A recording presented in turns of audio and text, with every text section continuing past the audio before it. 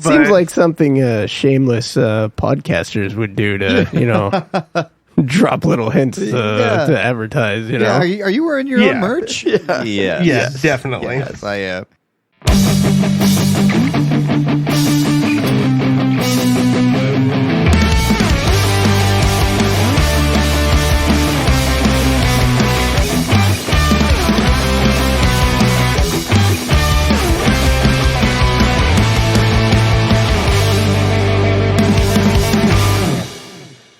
Well, hey, everybody. Welcome to the show. We are the Geek Battalion. We are a pop culture podcast hosted by two veterans and a cop. I'm Jimmy. I'm joined by our other co-host of the show. I've got one person here in person, and that person is... I'm B. And the other, joining us through the internet, is... Duncan. Yeah. If you can still hear me. Oh, okay, good. Yeah. No, so I thought you were going to say more, so I was taking a drink of water. He was chugging something. So. Nope. All right. Well, how are you guys doing? Good? Yeah, just peachy. Yeah. B's obviously still recovering from the Marine Corps birthday. Yes. So. It's been a while since I've been a Lance Corporal, but I have to remind myself that I can't party like a Lance Corporal like I used to. So you just did though. So I did. That doesn't. I didn't. Have to PT or anything this morning to make myself pay for it. But it's fine. Everything's fine. Yeah. You're looking quite pale. Oh, I'm good. Ready for round 2. Yeah. Let's make it happen. Oh yeah. Let's go hair to the dog. Let's get after it. Yeah. Sure. Yeah. All right. Well, want to get right into it then? Let's do it. Yeah. Okay. We're gonna hit the sit rep.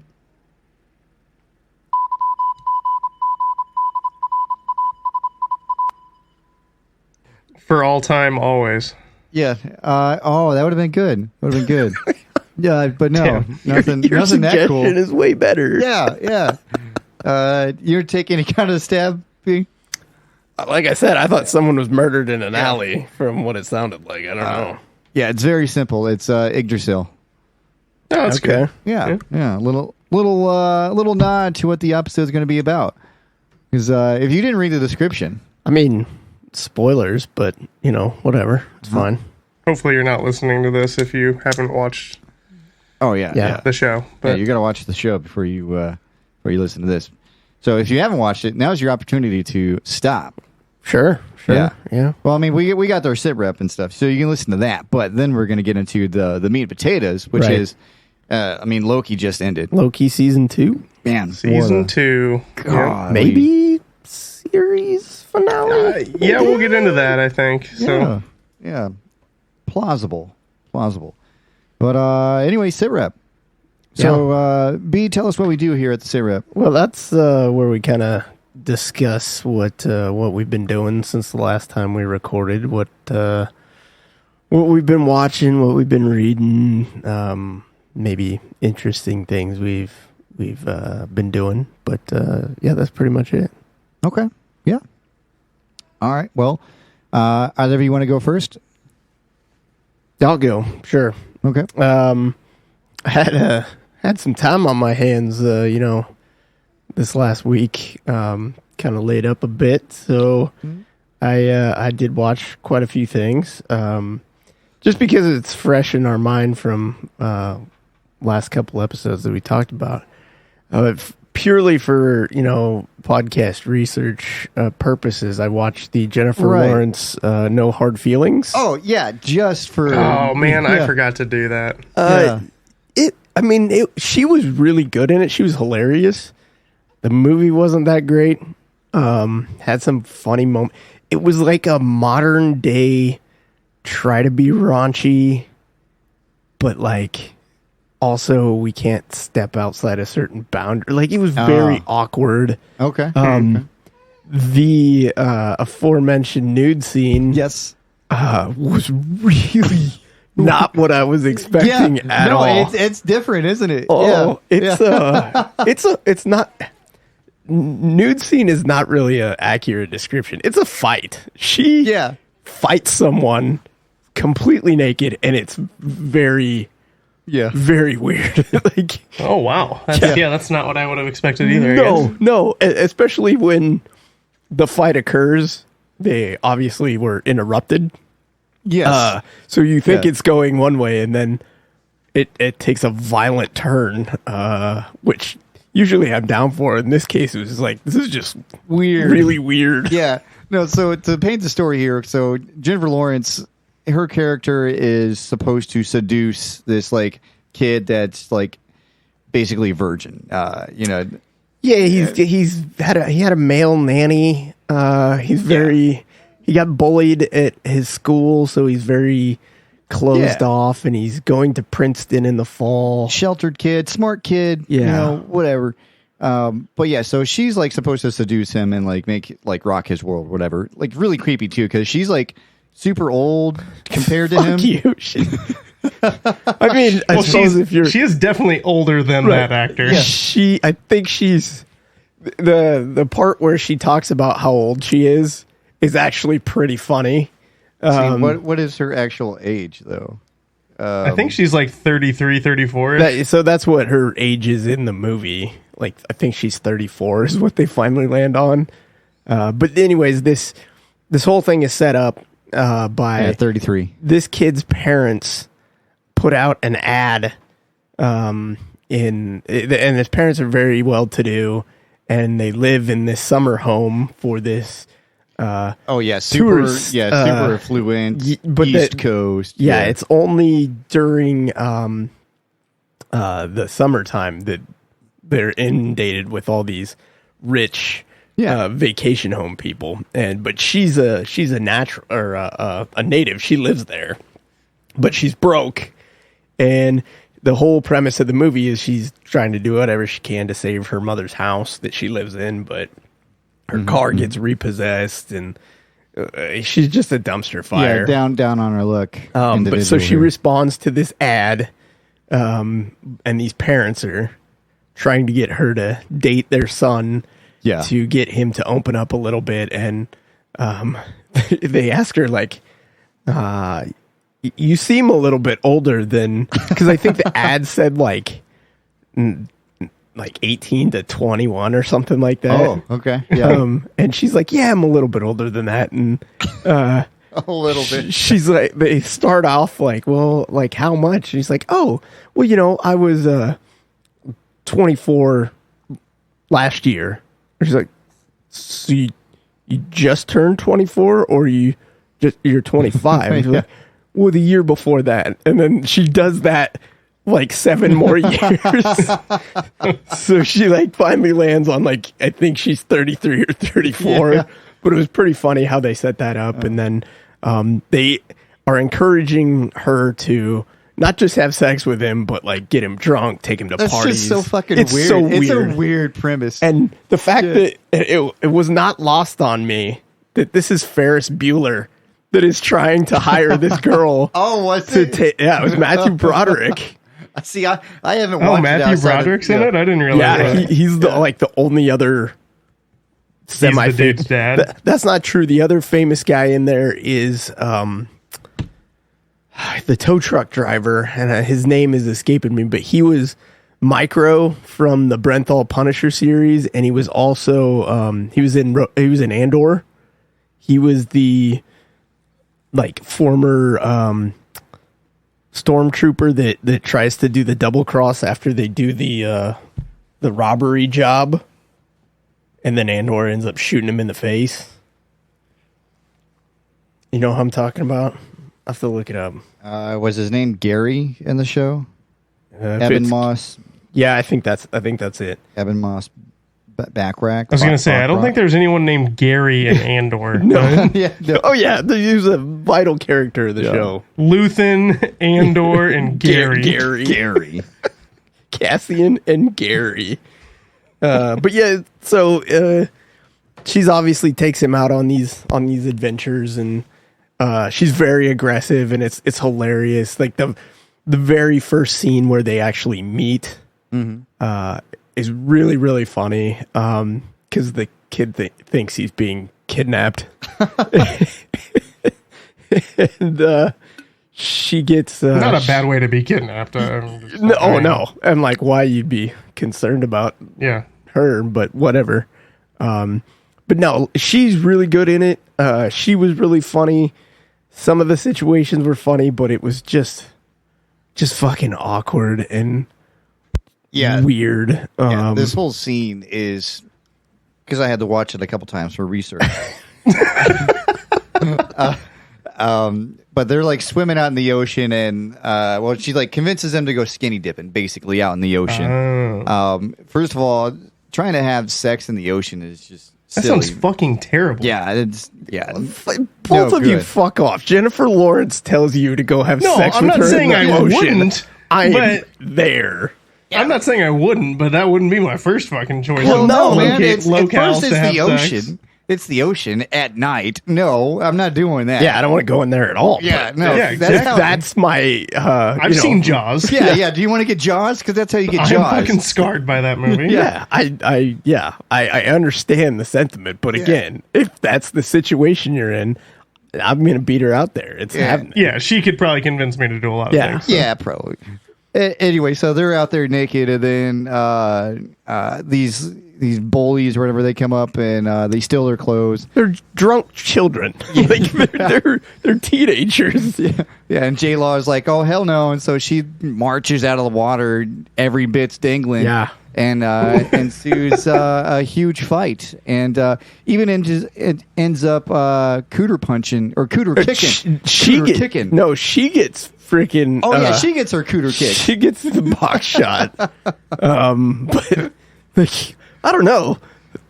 I was super ready for that to that point to come out in the movie, and not prepared. It was was not very sexy at all. No, it's a nude scene. It's not a sexy nude scene, is, but it's something.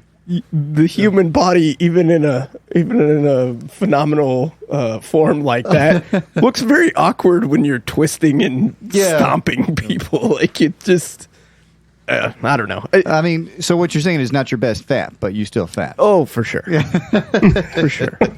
No, she's I mean, she's pretty fucking awesome. So, but the movie was very meh. It was very middle of the road, I think, but again, that timestamp I think is 1 hour 7 minutes. If you want to see that, I thought it was earlier in, but maybe I'm wrong. It just felt like it was moving fast. I guess I don't know, but other than that, I watched some more Gen V. Oh, that's what I kept meaning to watch this week, and I totally didn't. Really had me going. Like I was starting to get back into it a little bit, but there's just it's constant dicks, man. Like, can we just do like 2 less dicks an episode? Maybe it would be a little bit easier. I don't know. Best I can do is just 1 less testicle. Yeah, maybe. I don't know. It's just wow. It was it's very great, and it's not just the dicks that's the problem. It's what happens to those dicks that's I'm sure very traumatizing. So based on the way season 3 of The Boys started, I can only imagine. And it's for lack of a better term, in the same vein. The main vein. But I don't know. I think I only have 2 episodes left. There's a fantastic cameo that I'm so excited for you all to see from one of the characters in The Boys. Okay. And this particular character tells my new favorite knock-knock joke. It's fucking so good. Did you write it down? Oh, I have it memorized. Okay. I'm not going to forget it. All right. It's Are the episodes like about par with the Boys, like 45 to an hour or what? I think they're right at an hour. I think all of them are like an hour 4, maybe just a little over. But the story does kind of pick up. They kind of get back on track, but I don't know. I don't know what my big hang up is with it, because it's not. I mean, the themes and the things that are going on is not that different from The Boys. I don't know. I'm not as sold on it as I was with The Boys. But I have like an episode and a half, I think, left. Again, you can only watch that when you're not in the same zip code as your children. So, Yeah. And then I started the Continental. The John Wick prequel series. Yeah. So far, so good. I think the first episode, I think it's 2 episodes.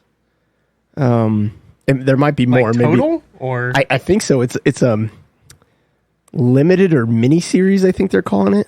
that's real many, geez. Yeah, I'm almost wondering if it just came out and they're releasing it week to week. If maybe that's it, I don't know. But I mean, it is an hour and a half long. The first episode. Yeah, so. So far, I'm digging it. One of the main characters that you are introduced to right at the beginning is the brother of the Winston character, the Ian McShane character from the original John Wick. And his first action scene that we see with him is like right on par with Keanu. Like it's badass. Really? Like Wow. lots of fucking double tap and one in the head. Like it's very impressive.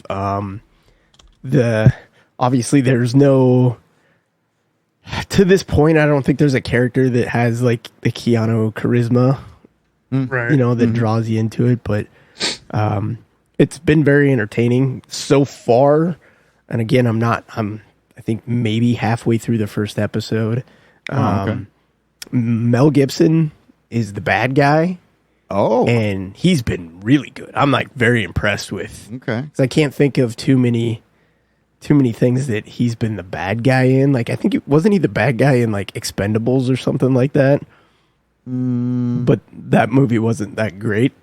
So, and I think it was the second one. I think it was the second one. Don't tell Sly that. Sly thinks Expendables is fucking the best thing since sliced bread. It's funny you should bring up Sly because I also, my wife was actually watching it and I just kind of got hooked into it.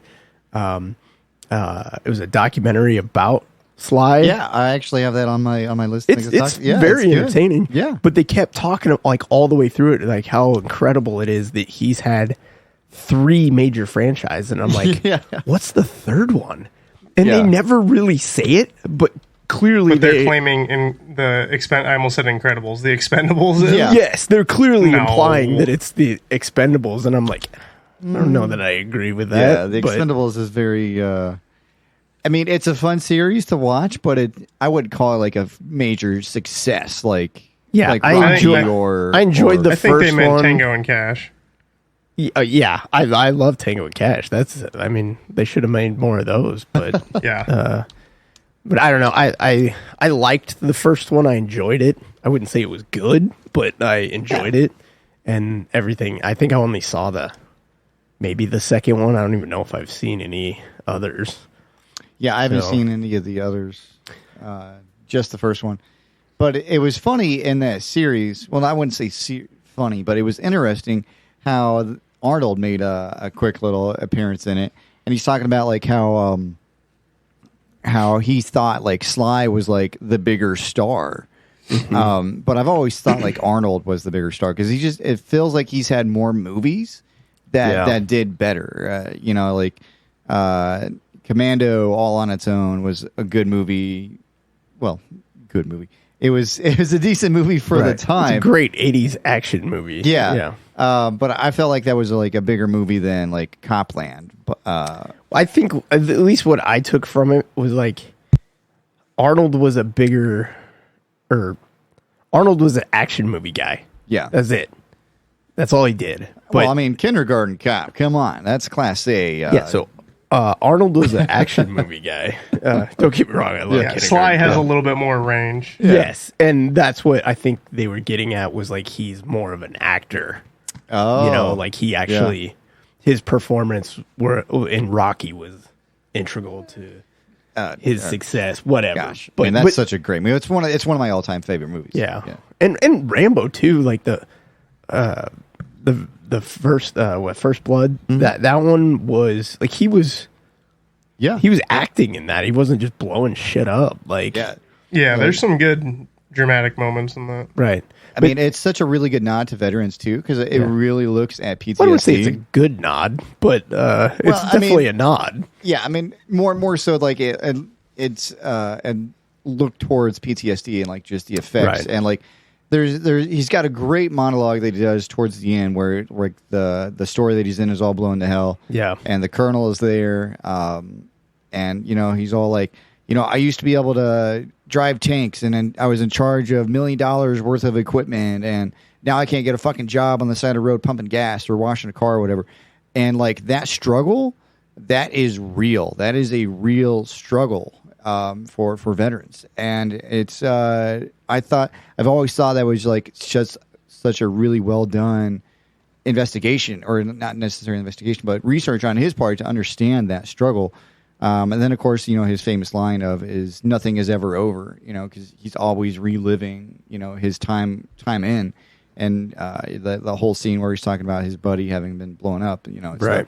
So it's just that end scene like makes like all the rest of Rambo like so much more worth it, because you coming from a veteran perspective, you understand a lot more what he's talking about and going through in that. Well, he also said in that documentary that the script he rewrote, like Rambo was supposed to die. Yeah. At the end of that, and he said no.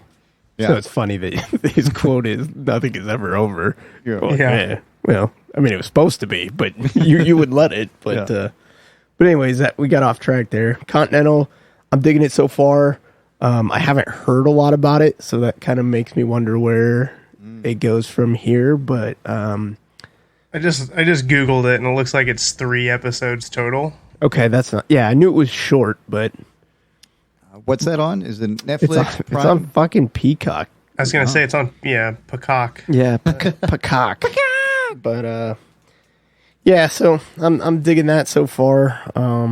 But I watched a couple other things, but I guess for another time. Who wants to go next?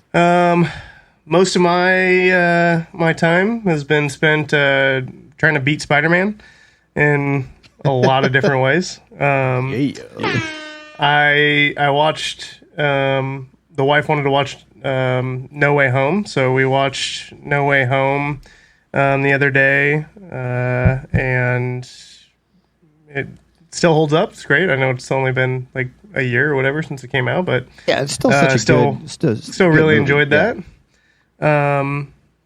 And then I also watched the kids wanted to watch Across the Spider-Verse again, so we watched that.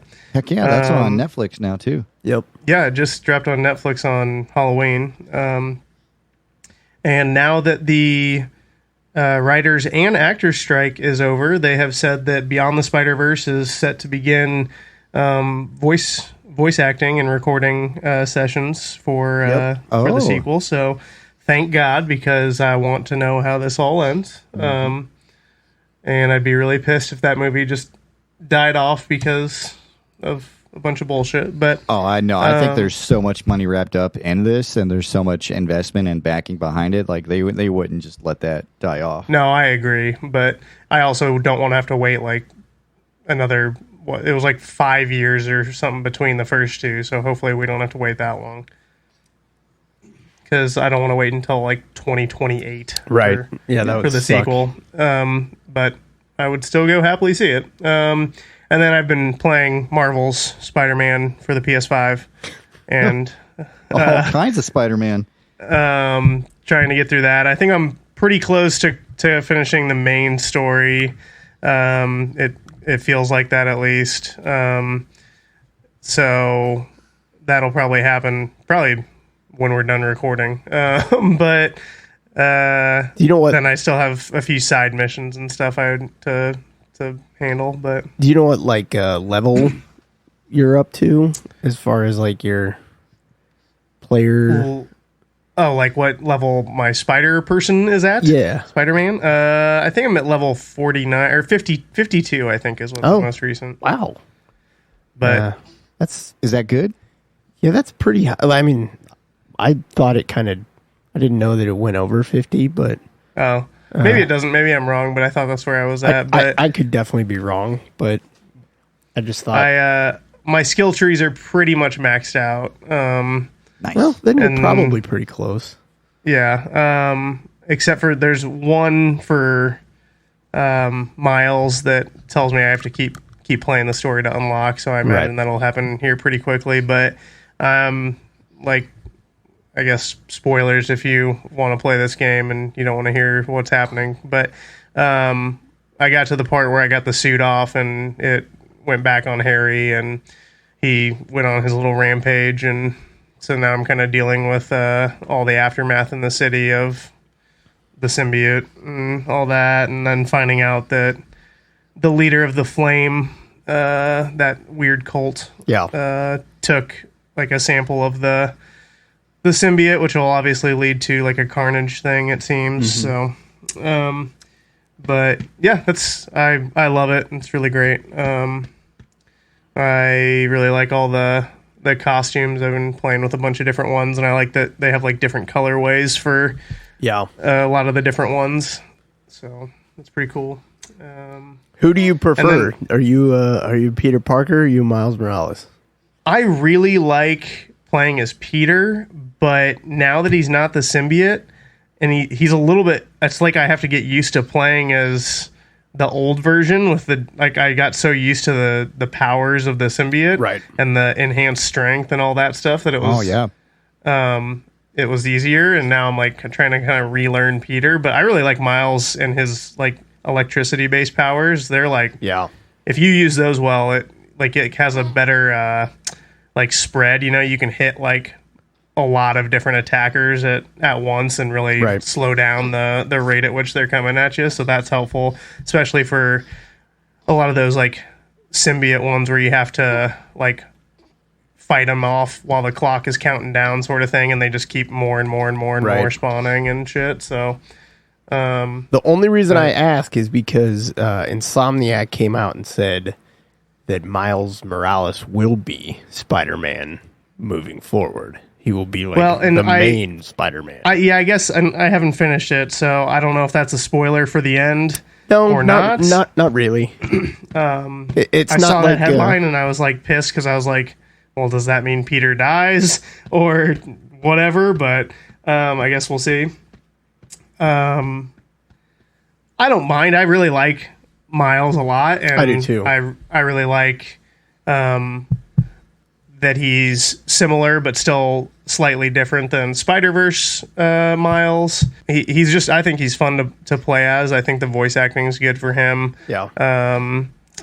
I don't think all of his suits are quite as good as Peter's. No. That's my only... He's got he's got a Black Panther inspired one. He's got a Wolverine inspired one, which those are kind of cool novelty ones, but like I have no interest in playing as a Spider-Man who's dressed up like Wolverine, like swinging through the city. That's just kind of weird. odd. That would just be weird, yeah. But like some of the Peter ones are great because we have obviously the classic movie appearance ones. We have like some really cool comic ones. Like the one I really like is the Superior Spider-Man, which is when Doc Ock took over and like possessed his body in the comics. And tried to be a better Spider-Man, and he has this really cool kind of menacing black and red costume. And what the other one was, there's a couple other ones that are really cool, but I like that you can unlock the classic black suit and stuff like that. There's one that I think was a nod to I think one of our Instagram videos popped up showing that there was an arc in the comic books where Peter Parker actually got the powers of the moon from Khonshu instead of Mark Spector. There's it's like the arachnid or something like that. The arachnite. Yes, I think is what it's called. Yes, like arachnid and Moon Knight combined. That one's cool. He's got like the cape and the hood and all that. And I think Miles has a similar version of that one too. But that like whole storyline is very intriguing to me. I'm gonna have to check that out because it talked about how not only did it basically gave him multiple personalities as well, like Mark Spector, and one of them he's like a CEO Spider-Man. He's like Peter Parker, the CEO, and MJ's like his assistant, kind of like a Pepper Potts kind of thing. Okay, yeah. But then there's another one. I can't remember what the other Spider-Man character was called, but then he's got another version, which is the Arachnite, which it is very, very interesting. So I'm gonna have to check that one out. Have you heard any updates on DLCs or anything like that? I've heard that there is a DLC, and I've seen rumors about maybe some Daredevil content in the DLC, which if that's the case, I'd be fucking really pumped for that. But nothing for certain that I've seen. Right. So I haven't seen any dates or anything, but I saw the Daredevil, and I saw Insomniac might be going to try and tie this one to their Wolverine game that's coming out, and maybe have some Wolverine team up. Oh, Wolverine game. Which that would be pretty sweet if you could switch to those characters and kind of build a tree like you have for both Spider-Man.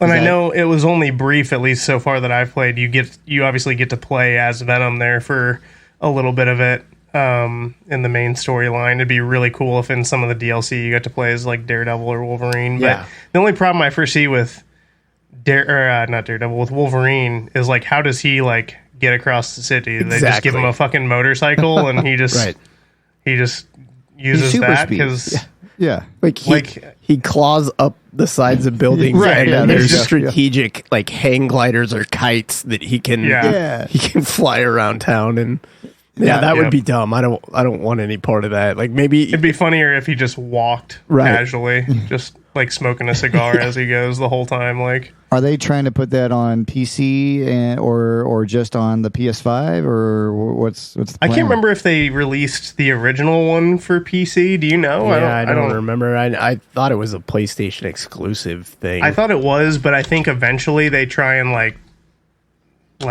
part it out to piece it out to make money. So yeah, maybe. I don't know. Sony, that's their property. Right, like they control the... I could see them not wanting to do that. Yeah, that makes sense. Yeah, you can... Yep, the original Marvel Spider-Man is now on PC, so I bet at some point they drop it. But right now they're selling, like Black Friday, they've got deals for the new PS5 Slim, and it comes with the bundle of Spider-Man 2 on there, so I bet... for a while, it'll still be on PS5. It'll probably take until they release like a remastered or like a Game of the Year edition or something like that for it to make it.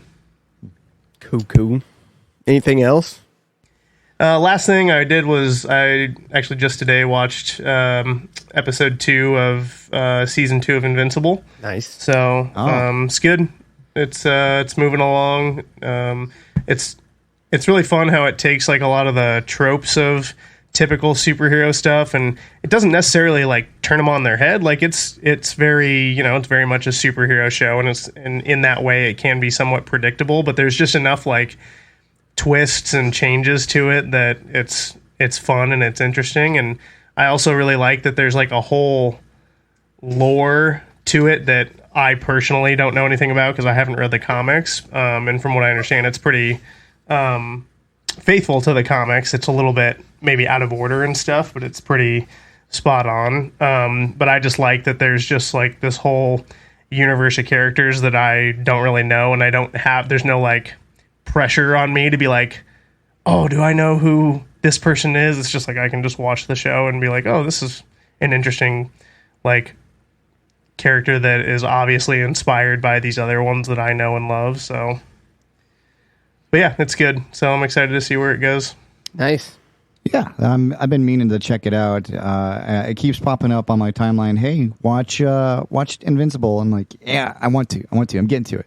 Yeah. But this week's been pretty busy. I'm going to finish Gen V first, and then I'm going to jump into that. Yeah, and then I want to watch Gen V too, because I still got to finish Boys Season 3. Yeah, don't start Gen V until you finish the Boys. So yeah, maybe this next week, so I should have some time off with the government shutdown happening. Oh, yeah. We'll see what happens with that. But anything else, Duncan? Nope, that's about it for me. Okay. Yeah, so like I said, pretty busy this week, but I did have some time. Still playing Halo 4. Season 5 is actually, I'm really digging Season 5. They've, like I said last time, they made a lot of quality of life improvements, and you can like really feel it. So still issues, but it's been fun to get back into it. And yeah, so I watched Sly yesterday. I saw it and I immediately had to watch it. I was like, oh, this is something I have to watch. But we already talked about that. I'll be honest with you, I probably wouldn't have watched it had she not already had it playing in front of me, and I just kind of sat there and I'm like, wow, this is actually kind of interesting. And then I watched the rest of it. She fell asleep. I watched the rest of it. But yeah. I mean, Sly and Arnold, those two are like my biggest, like, I don't know, superheroes, if you will, like movie stars. But I've watched at least part. No, because there's 3 episodes. I've watched 1 episode of the Arnold series. Did either of you watch the Arnold series? I did not. No. No, I haven't. Yeah, it's basically the same thing. It's just Arnold talking about his life and growing up and how he got into acting and everything else. Very similar to Sly, but Arnold's, I think, is very much more well done. There's a lot more talking about his bodybuilding and everything. And like that dude, he can just motivate the shit out of me, man. Like if there's ever a guy that like you need like somebody to motivate you, just listen to Arnold for a little bit and he just pumps you up, dude. So yeah, watched another episode of his. Then because of our Veteran Day episode, you mentioned Hacksaw Ridge. Oh yeah. So I finally got around to watching it. Nice. What did you think? You know, as far as military movies go, I'll give it a 6. It was pretty good, action and stuff, but there was like things that just wouldn't make sense. Like there's a scene where a dude like has just been spraying with a machine gun and then he just picks it up barehanded. Yeah, that's probably not a good idea. Yeah, and puts his hand right on the barrel like, oh, congratulations, you now have 3rd-degree burn, dumbass. But you know, besides that, besides some of the hokey military stuff and just how Andrew Garfield is so weird at the beginning of the movie, where he's like trying to court his now or soon to be wife or whatever, and he's just like he's definitely like an awkward dude. Yeah, that was really fucking weird. My wife and I were both watching it, and we're like, "What is he doing? This is so awkward." And he's just like standing there. Yeah, it was weird. I still haven't seen it, so I'll have to check it out at some point. No, but like the story overall is it's really well done, like story wise, but just like the military scenes were just funny. I think there's some fun. Like I think there's a good cast of characters like in his unit with like Vince Vaughn and then the other like dudes that go through the training with him and then eventually get deployed and are at the Battle of Okinawa with him. That are like. There's some fun moments, I think, with all of them too. Yeah. The whole unit makeup, like you see them, like they all fight against each other, and they eventually come together as a unit. But like as you mentioned too, like they just like destroy Andrew Garfield's character, just beat the crap out of him, old Desmond Doss. But like they eventually like they come around to him, especially after he saved like 75 of them, you know, on that ridge. Yeah. Yeah, so I thought it was good, and it was good to hear about him and what he did. But other than that, let's see. I watched more Rick and Morty. The voices are getting there. It felt like that first episode they were kind of like getting their feet under them, and then I watched episodes 2 and 3, and those were pretty good. Like there was this one where Jerry and Rick. They combine brains, but they're separate. So each is a version of Jerry and Rick, but their minds are combined. So it's Jerry and Rick in the mind of both of them. It really kind of weird concept to explain, but it's really good and really funny. It felt like a good. It felt like like season 3, where season 3 was really good, classic Rick and Morty, and 'Cause that was the Pickle Rick season, wasn't it? I think so. That's what I'm thinking of, like season 3 or 4, because this is season 7, so it's like that mid of like their top tier stuff, Right. So it was really hit their good. stride. Yeah. And actually, the creators were actually like lambasting everybody for hitting them so hard on the voice creators. I didn't read the article. I just saw it like as I was scrolling through, and I was like, oh, okay. So it's not just us that are hearing the differences, but I mean, at least they're fighting for it. Like the creators are fighting for it, but it's still getting there. Still has some kinks to work out. But then last but not least, well, actually two last things. I saw today on news, I don't know if everybody else knew this, but Grand Theft Auto 6 is scheduled for April of 2024. And the first trailer is scheduled for December of this year, official on Rockstar Games there. Did either of you play GTA? I don't think I've played either 4 or 5, to be honest with you. Oh, man. Yeah, I played a bunch of 5 when it was released in 2013. Holy shit, it's been that long. It's been a minute, yeah. Yeah, and it's still like widely played now. Like the Right, GTA Online or GTA 5 Online is still pretty popular from what I understand. But Yeah, a lot of role playing, like people like actually sit as an officer and they pull people over. It's weird, like what people do on streaming games with GTA 5. Yeah. Huh. No, I mean, I loved all those games. Like, I go way back to, Grand Theft Auto 3. Yes. Which was a fantastic game. Oh, yeah. But I bought it right before Vice City came out. Okay. And everybody wanted to play Vice City. And I was like, no, you got to play 3 first because it's so good.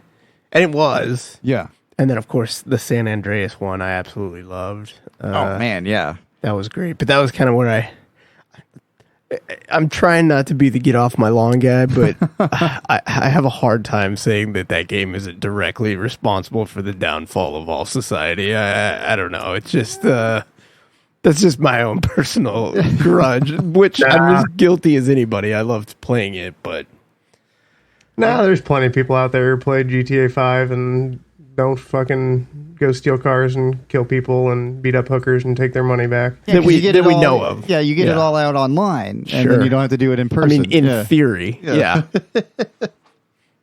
But yep. And then last thing here, I started playing a multiplayer playthrough Baldur's Gate 3 with my wife yesterday. She asked me, she's like, can we play together? I was like, yes, we can play together. So, how does that work? Like, you sit in a different room? Yeah, I sit in this room with my computer, and she sits in her room with her computer. Like, we're spending time together, just nowhere near each other. Well, I mean, we can yell across the hall here and work things out that way. I'm not talking shit. I just think it's hilarious. Yeah, it's definitely healthy for the marriage. Sure. Yeah. Hey, at least you're working together. It's fine. Yeah. No, it's fun. And shout out to the creators of Baldur's Gate 3 because they made the system really simple to join up, and it's a really well done multiplayer experience. Usually in games like that, it usually seems like an afterthought in a lot of those. But it was really, really well done. I think with this being a multiplayer game, coming from Dungeons and Dragons, where you have a bunch of input from other players, I think that was definitely a forethought in their mind when working it, and so it's really made things really interesting in that game. And so basically, I was just following her around because she's gone through the playthrough of the game like at least 5 or 6 times now. But yeah, so I was just following her around. She's showing me all these cool little hidden spots and She's like, oh yeah, there's a dick spot here and there's a dick spot there, and she like knows all the hidden What stuff. is a dick spot? Yeah, What the fuck? like where a treasure is, like you can get a shovel and dig stuff up. Dig. I thought you said dick. Not Oh. I was like, what? Not all about their genitalia in that Yeah. game. This is the move, or this is the game that's you Yeah, can customize your junk. Where Like your I junk, thought yeah. this was like No. a dick upgrade station Yeah, or no. something. You've unlocked a bigger dick. Yeah, cool. Congratulations. This one's got a curve to it. Yeah, do you want to be circumcised or uncircumcised? Yeah. What about you, Duncan? Do you and Mrs. McLeod do the co-op Baldur's Gate? No, we only have one computer that's capable of any sort of PC gaming. Gotcha. So she does that on her own, and I'm more of a console guy. So Sure. I would just love to try to broach the topic with my wife. Like, so this is a game that we're gonna play, and you can customize your genitalia in case you're interested. Like, Yeah, you can run around the entire time naked too. just Yeah. want to Oh, wow. see how that would go over with her. Like, I don't think she would appreciate that at all. you But should just try it. I might. Yeah, yes, yeah. Let us know how Like, that hey, I goes. bought this game. It's Lego Baldur's Gate for the PS5. You can customize your junk. That way she'll believe you that Yes. you bought it. That's true. Yeah. Well, that's all that I got. Yeah, I'm glad we got some Some dick jokes. genital Yeah. customization content in there for you. Yeah. Good stuff. All right. Well, on to the formation. Let's do it. Fall in.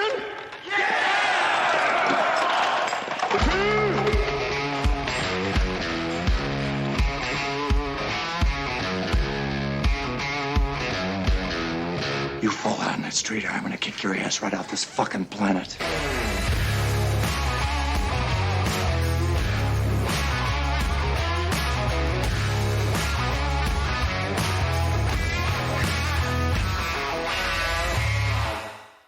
So the formation. Yeah. we're gonna talk about Loki season 2. Heck yeah, we are. Duncan, I think you take point on this one. I know you're dying to get it out of you. Okay, yeah, I'm fine with that. I don't know what you guys thought as a whole for the show before I guess we go detailed into it, but this is, I guess, combined with season 1, season 2, this whole Loki thing is probably, I think it's the best TV show that Marvel's put out 100%. Oh, yes. And I think 100%. it might be better than probably 90% of the stuff post Endgame. I'm really struggling to think of anything that I've enjoyed more than this that's come after Endgame, really, but Yeah, nothing. I mean, I think we all agree that Guardians 3 was pretty fucking good. that's true, I guess. But that was yeah. for a different that was wrapped up pretty Yeah. well, I think. But I don't know. This was, we got really good storytelling. Not that Guardians didn't have that, but we also, I mean, this series was virtually all new characters minus Loki. Like, these were all Right. original characters from the comic books, I'm assuming. Right, but they're not like established Avengers or right. anything like that. Like, these are mostly deep cut characters, Right. especially to just your average like comic book movie fan or superhero movie fan.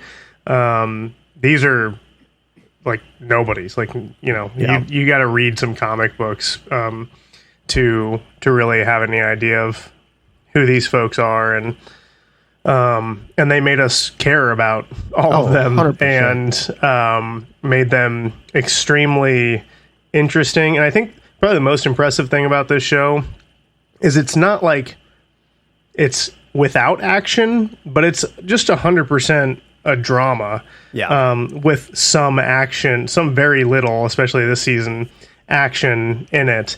And it's all just the conversations, the writing, the acting, the sets that really just draw you into the world and let you live in there and experience the whole drama of what is happening.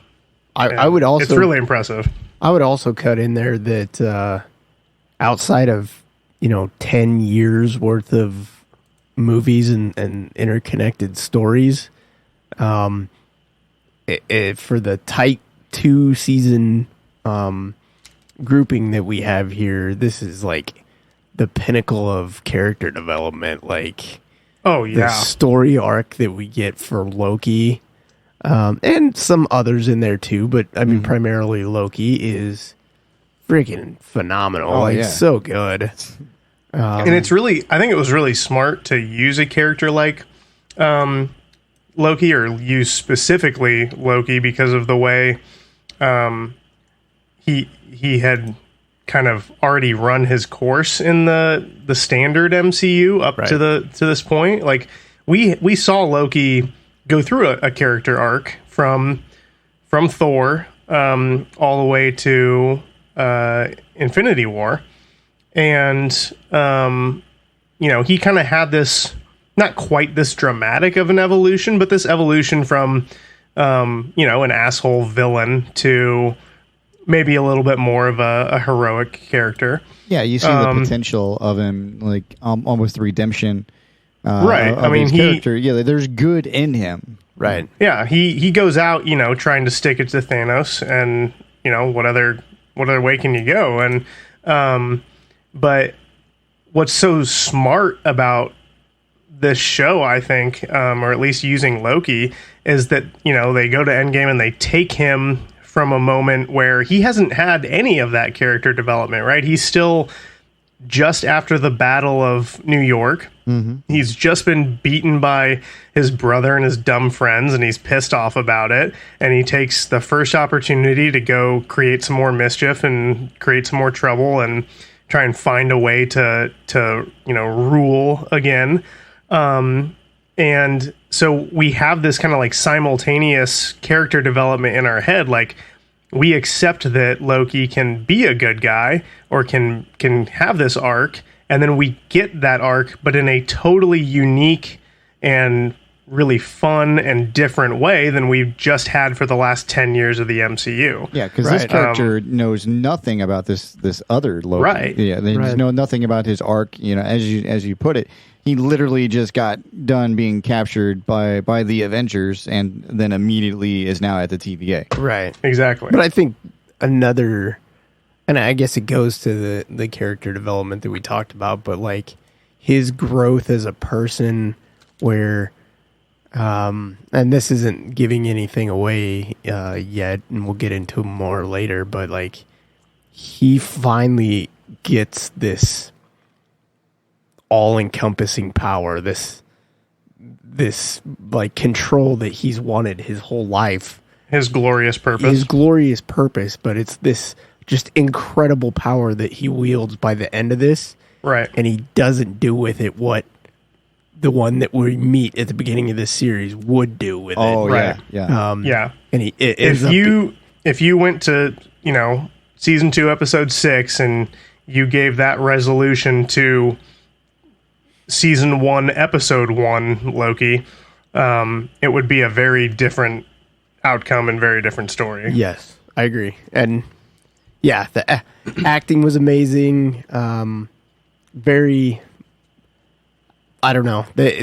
Everything else at times feels like they're trying too hard and trying to connect it to things that didn't necessarily need to be connected as far as other Marvel properties, whereas this one was contained in its own little thing. There may be some major ramifications. Oh, definitely. For what happens in this. This is how you do interconnected TV movie shit, in my opinion. This series should be their blueprint going forward. Yes. It is very obvious that it lives in the same universe as the Marvel Cinematic Universe. It is very obvious that we know all the same characters and that the same events have occurred, but it doesn't feel this obsessive need to constantly doubt itself by, well, we got to make a reference to Iron Man or to Captain America so that people have that nostalgia and they tune in. And there are moments like that, but they aren't like, they don't define the whole episode or the whole scene or the whole show. They're just fun nods and they move on. This show thrives in living in its own, in its own Ouroboros. Like this whole series is a snake eating its own tail, and it's its own self-contained narrative that I honestly think if you took out of, and this could change with how the storytelling goes and how they continue with Kang or don't continue with Kang, but that if you took this out, like it could just be its own self-contained story, and you don't need anything else for it, and it doesn't have to go anywhere else either, in my opinion. So they expertly wove in those little things that you said that to tie to the bigger universe without the need of, okay, we're gonna have this bad guy at the end and it's gonna have all the powers of everyone that's ever been in any of the Marvel movies. I don't know what you're referencing there, but that sounds like garbage. That's just completely hypothetical. Yeah. I think this series' strong suit comes down to the dialogue and a well-written plot line. This really shows the evidence of what happens when you sit down and you think out your storyline. You don't just shit out a bunch of ideas and try to interconnect them like what we saw with Secret Invasion.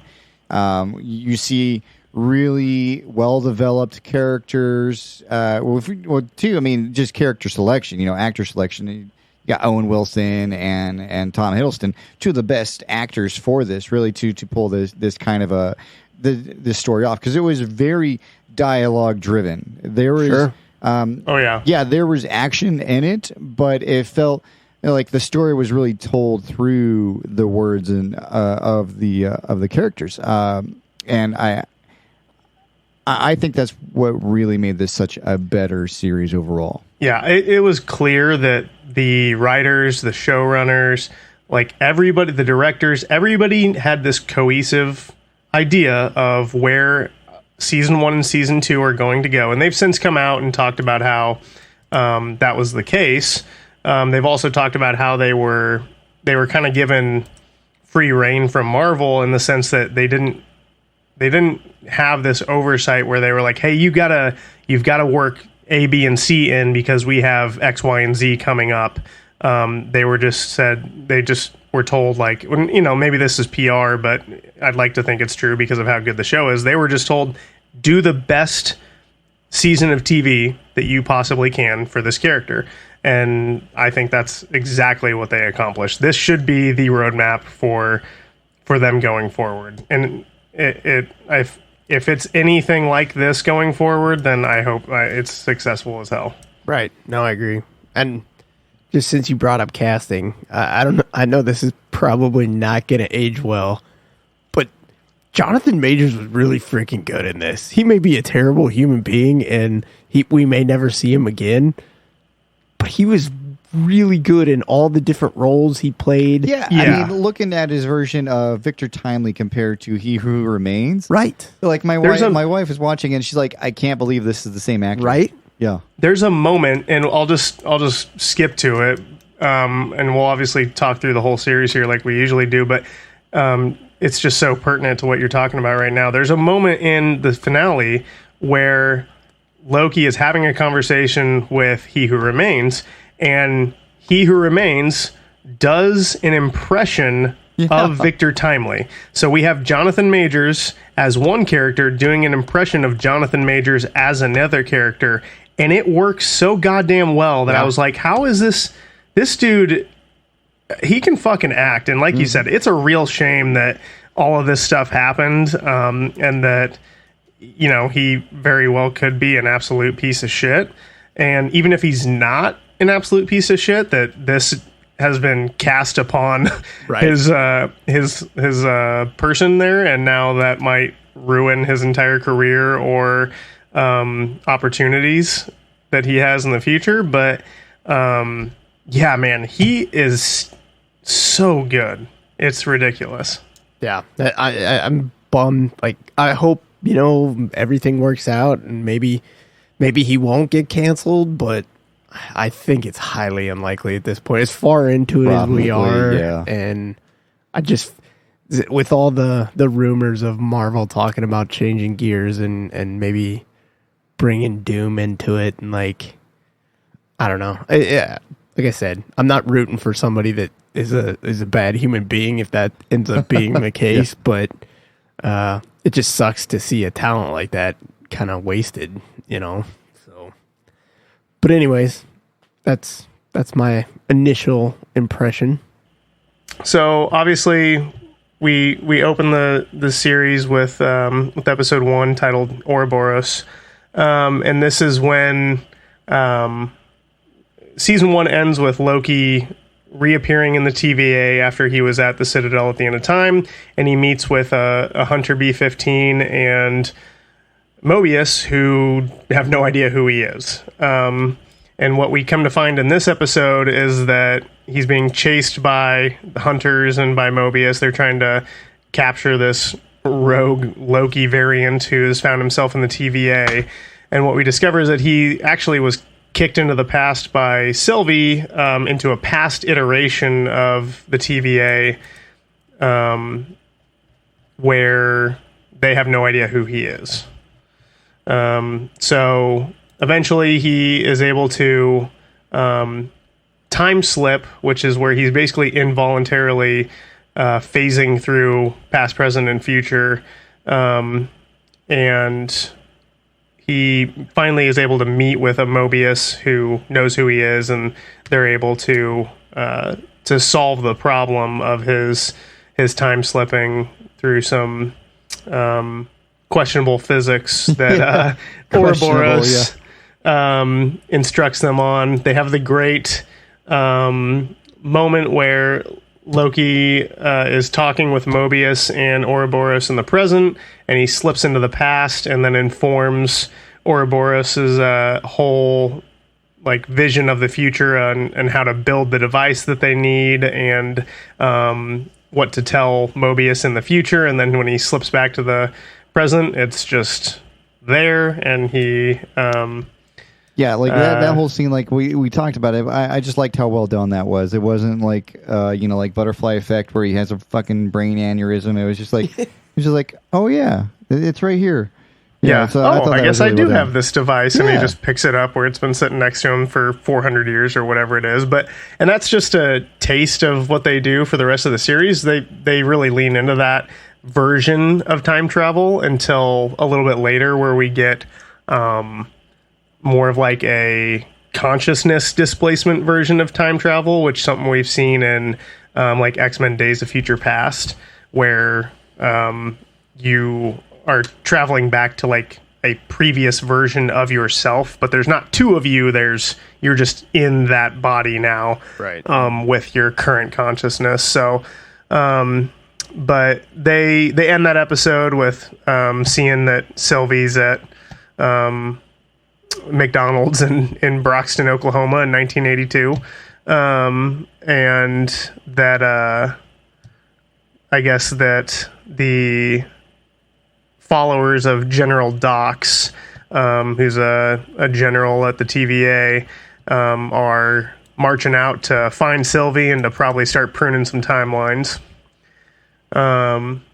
We go into season 2 or episode 2, of the show called Breaking Brad. And this is where we get our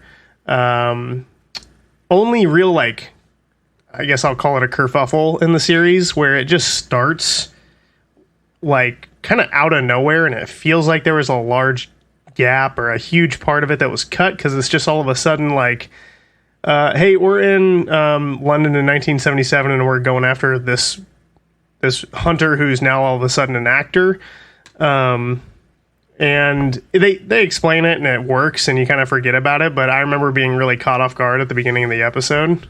But yeah, that was the only kind of real weird part about this episode. But otherwise, I enjoyed this. Them tracking down Brad Wolf, or Hunter X5, who we saw briefly in the first episode, is kind of an asshole. And Loki does some really fun Loki magic. He kind of leans into the God of Mischief aspect of his power set, and he's impersonating people and using illusions, and does some cool magic with like grabbing Brad with his shadows and multiplying himself and stuff like that. Let's see, they have a great interrogation scene in this episode, which is probably the highlight, where basically Loki's like, I've done a lot of terrible, awful things, and maybe I've just been waiting for a chance to do terrible, awful things to you. And then they have a great little ploy, Mobius and Loki, where they kind of good cop, bad cop it, and Loki locks Mobius out of the interrogation room and, basically threatens to beat the brakes off of Brad there, but with get him stuck in a little tiny cube. Tiny box. Very fancy, very fancy time cube thing. But it's basically like, old school beating somebody with a phone book, Vic Mackey style or something. So, and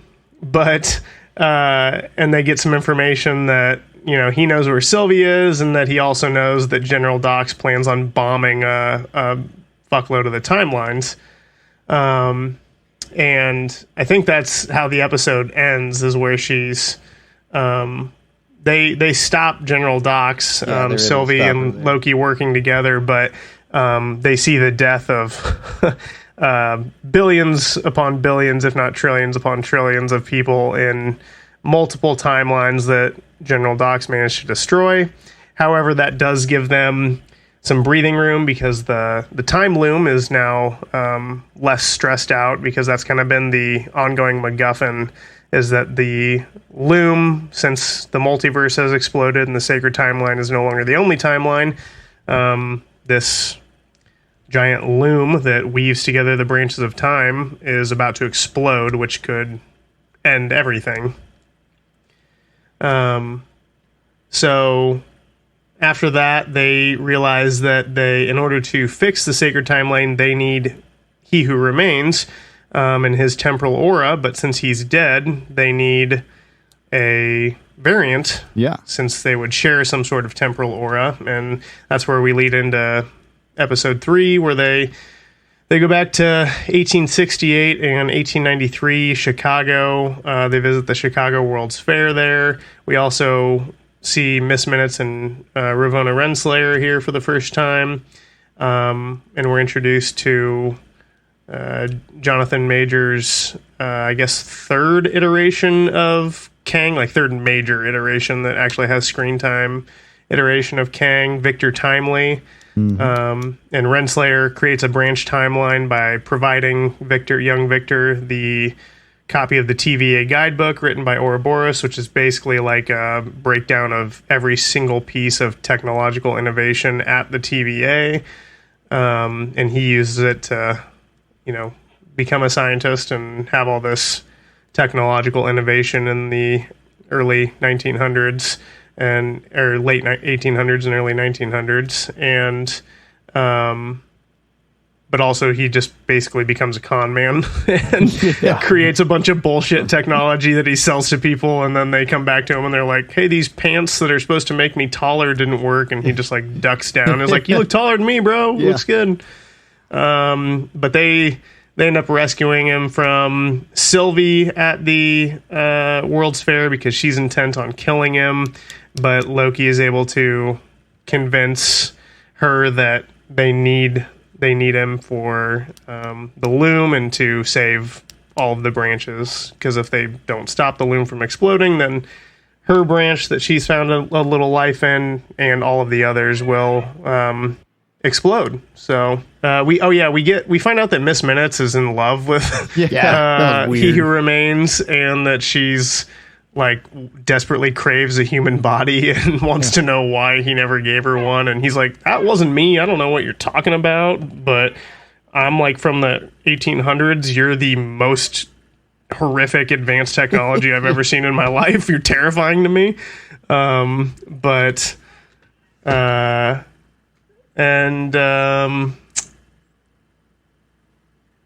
We see that Renslayer is basically trying to enact a when she gives him the TVA guidebook, she's trying to enact like a He Who Remains kind of failsafe so that he will become a version of He Who Remains or the version of He Who Remains at the end of time again, while guided by Ravonna and Miss Minutes.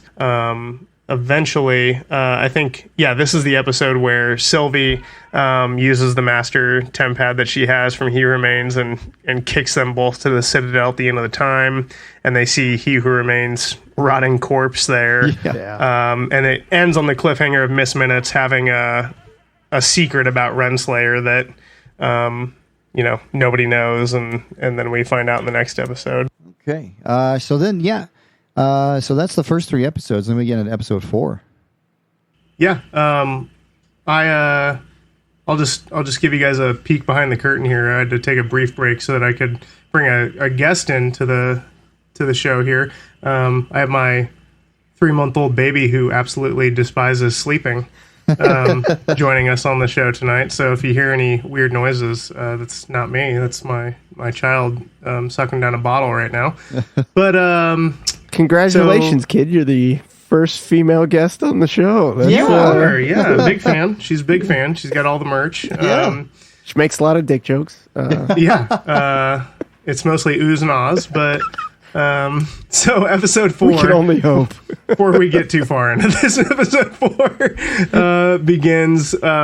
We basically find out that the secret that Miss Minutes knows about Renslayer is that Renslayer was she was once basically the general of He Who Remains army. She commanded his whole army and helped him win the multiversal war that he talked about, and they have this conversation where he's like, I'd be proud to rule with you for all time and always, and they kind of come up with that slogan together that he later uses for the TVA, and then she walks away to go do whatever shit she needs to do, and he calls up Miss Minutes and is like, hey, go ahead and wipe everybody's memory at the TVA, and including Renslayer's. And we kind of get this. They showed this with Victor Timely too, where he seems to be a defining feature of these Kang variants, that they don't work well with others. They like to be the one in charge. They like to run this operation solo. And so he used Renslayer to help win the war, and then he just kind of sticks her in the TVA as just another one of the employees there. And I guess if there's anything I have to criticize this show about, it would be that I feel like Renslayer's arc wasn't really didn't pay it off, I guess, because we learn about this and she's obviously pissed off about it, but we don't really see throughout the rest of the season kind of like any resolution. Right, like here's this thing that's really going to piss you off. Like they made a big deal about it, and then like there's nothing else about it really. And like we later see like Miss Minutes is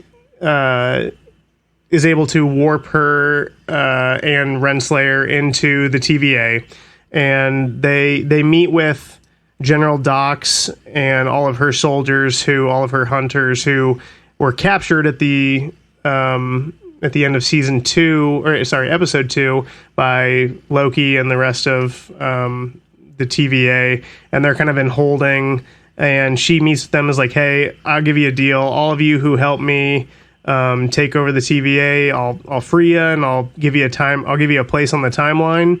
But otherwise, I'm going to kill you, basically. And the only person who joins her is Brad, or Hunter X5, who doesn't even say anything. He just kind of gives a look and indicates, I'd rather go be an actor on the timeline than this. And so she basically kills them in the most horrifying way possible by putting them all in a time cube. Because that was fucked. Yeah. Like, he's just standing there and they're all screaming and yelling, and he's just like... And the look on Miss Minutes' face is she's just fucking reveling in crushing these people into mush and letting them drain through the floor. And they don't show it, obviously, but it's like just the implication of what they're doing to these people is pretty horrific. Yeah. Yeah, the whole psycho shtick, like where the brain can make it worse than what it actually looks like. Right, exactly. Yeah, you're just left to imagine what is actually happening here. And you hear the kind of crushing noises and the screams, and then later we see Hunter B-15. She walks into the room to kind of like talk to these people and try and convince them that they should work with her instead of being prisoners, essentially. And she just sees the aftermath of this, which again we don't see. We just see the look on her face, and you can only imagine how horrific it is based on the look she gives. So after that, we get, I think this is the episode where we get the payoff of who pruned Loki in the first episode. Yeah. Is that right? Yes. Yeah, where he's time slipping, and we see it was in fact his future self that pruned his past self so that his future self could be there to prune his past self. Which is weird. Yeah. Which again is the whole version of time traveling that they've been doing within the TVA, is that it's this kind of this bootstrap paradox where it's like very Back to the Future-esque, that version of time travel.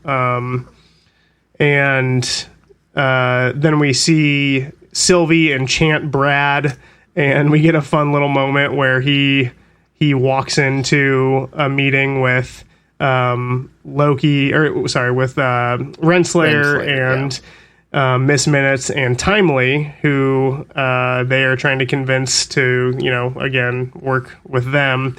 And he walks in and is kind of like very like feminine version of himself. Like it's some fun acting cues there where he's basically just like being Sylvie but in Brad's body, and walks in there and takes away Timely from them, and then she ends up pruning Renslayer, and that's kind of the last we see of her until the finale there. But obviously we know what happens when you prune somebody is that you end up at the end of time and kind of the void, where Eliath, the big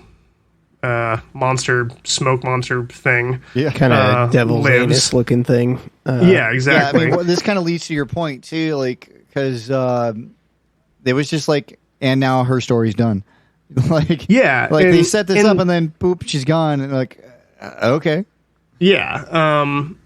Which I hope we get some sort of resolution to that, but again, it is Loki, and we do get some really satisfying payoffs for the majority of everything else. So, but they basically come up with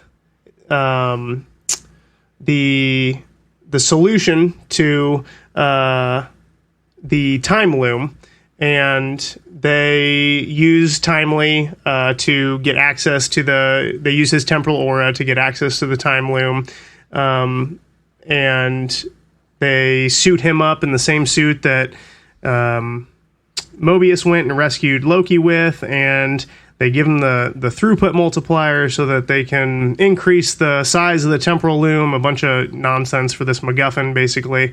It works in the show, but it's like explaining physics to your child to try and talk about it here in a podcast. But and we get this great little cliffhanger where basically they, you think, okay, they're finally going to solve this problem of the time loom, and Victor Timely's got it. He's in the suit. And he's like, time to be brave. And you really get this idea that like maybe not all the Kangs are bad.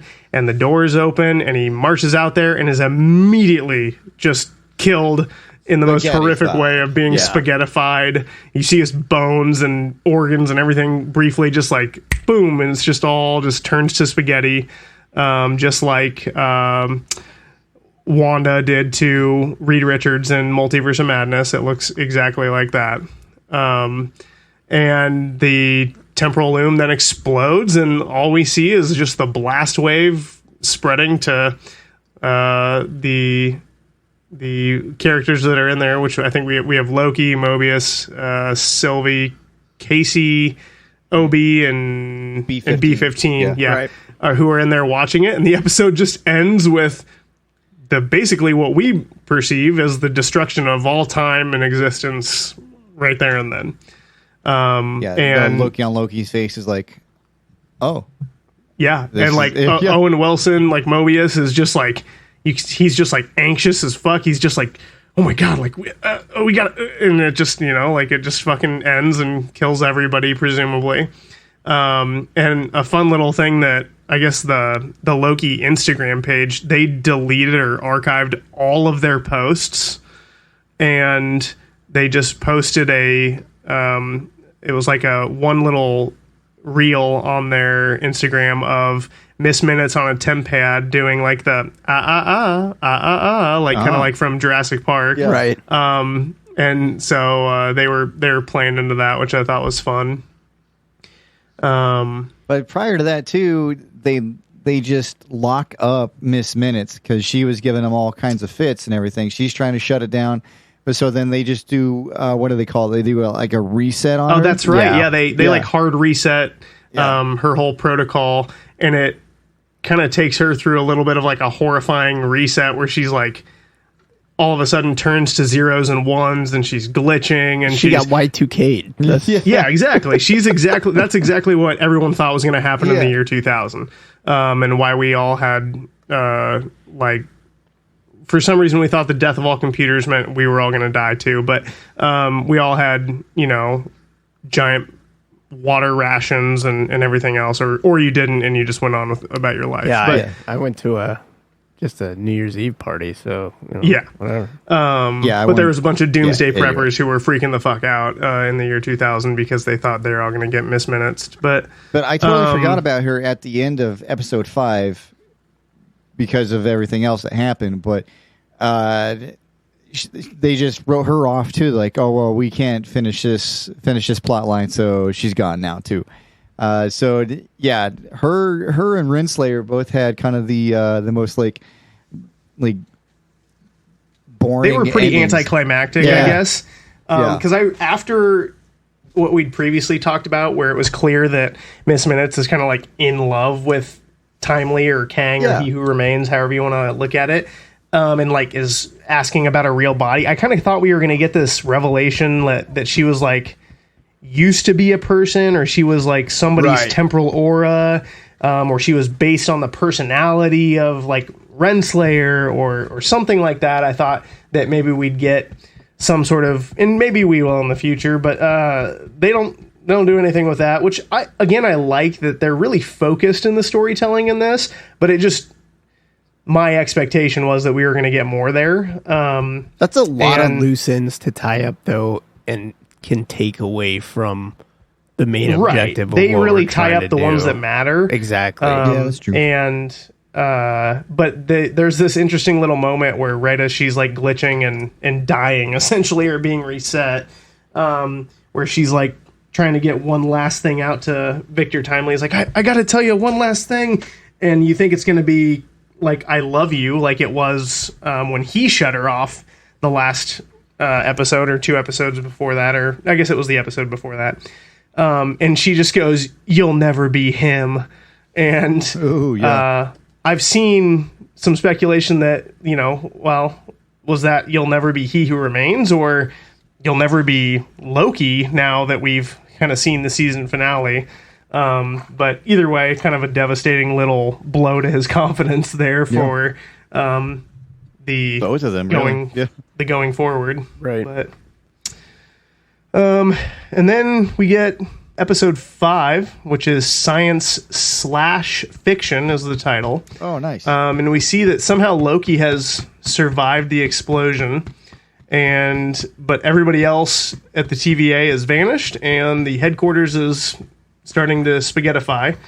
And Loki seemingly escapes because he has started time slipping again. And we find out that basically there's a protocol that when this happens, everybody in the TVA is just reset to their time on the either on a branch timeline or on the sacred timeline or wherever. And Loki starts time slipping to all these people, which would indicate that he seemingly has some sort of control over it or influence of his time slipping. And we see him visit B-15, who is a doctor, like a pediatrician, and she's actually a character named Verity Willis, who has some place in the comics and kind of all of these shenanigans with the TVA. And then we see him time slip and meet with Casey, who is actually in this universe Frank Morris, who is one of the 3 men to escape from Alcatraz. I'm going to cut in right there. I think we talked about it a little bit when we started the review here, but like maybe one of the things I'm most disappointed with the series as a whole, because they were some of my favorite moments, but like the whole jumping through time and stuff, the DB Cooper Loki, the Alcatraz thing. I wish they would have done more of that, like taking these, in the grand scheme of things, is DB Cooper a big historical moment? No, not really. No, not really. And neither is fun. the Alcatraz thing. But just these real events happening, like I loved how they worked like those how they in. weaved it in, yeah. And I wish they could have, like when they went back to get Victor Timely, I wish there was something more, that they could have worked in there significant, too. They mention a couple of things, like the Chicago Fire, but they don't actually incorporate them. So, I mean, we're really grasping for things at this point because it was so good.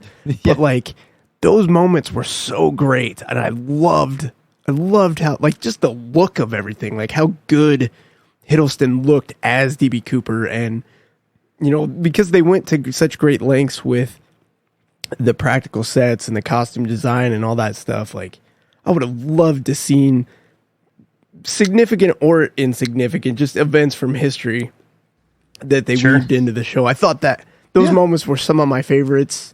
There's a famous serial killer in Chicago in the 1890s who preyed on people at the Chicago World's Fair named H.H. Holmes that perhaps they could have that'd be worked awesome. in, like Loki, like impersonating him, or that, I don't know how you would work him in as being a serial killer, right? But like they could have had some sort of moment there, I thought. But the whole idea of the DB Cooper stunt was just a bet between Thor and Loki. I loved that. That's so season. Good.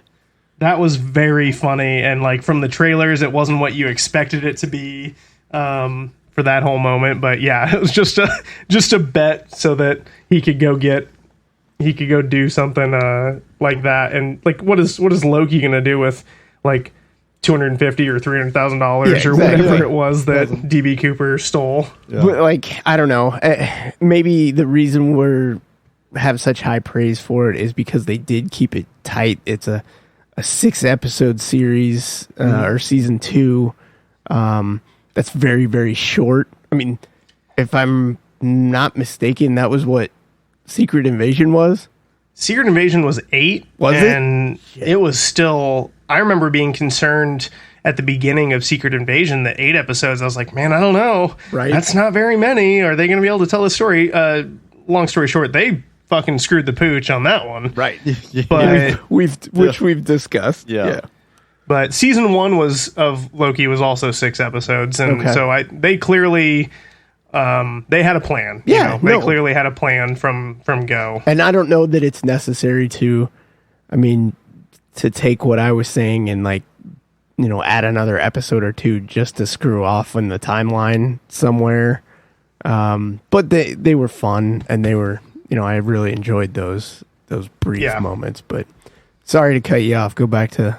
No, you're fine. But I agree. I would like to see more of that sort of shenanigans stuff, or like kind of tie-ins to, because there was a lot of stuff in the first season where maybe it wasn't a huge plot point, but there was like, God, what was the name of it? There was like the arcade game that was in the background of one of the episodes where it's like there's like a whole like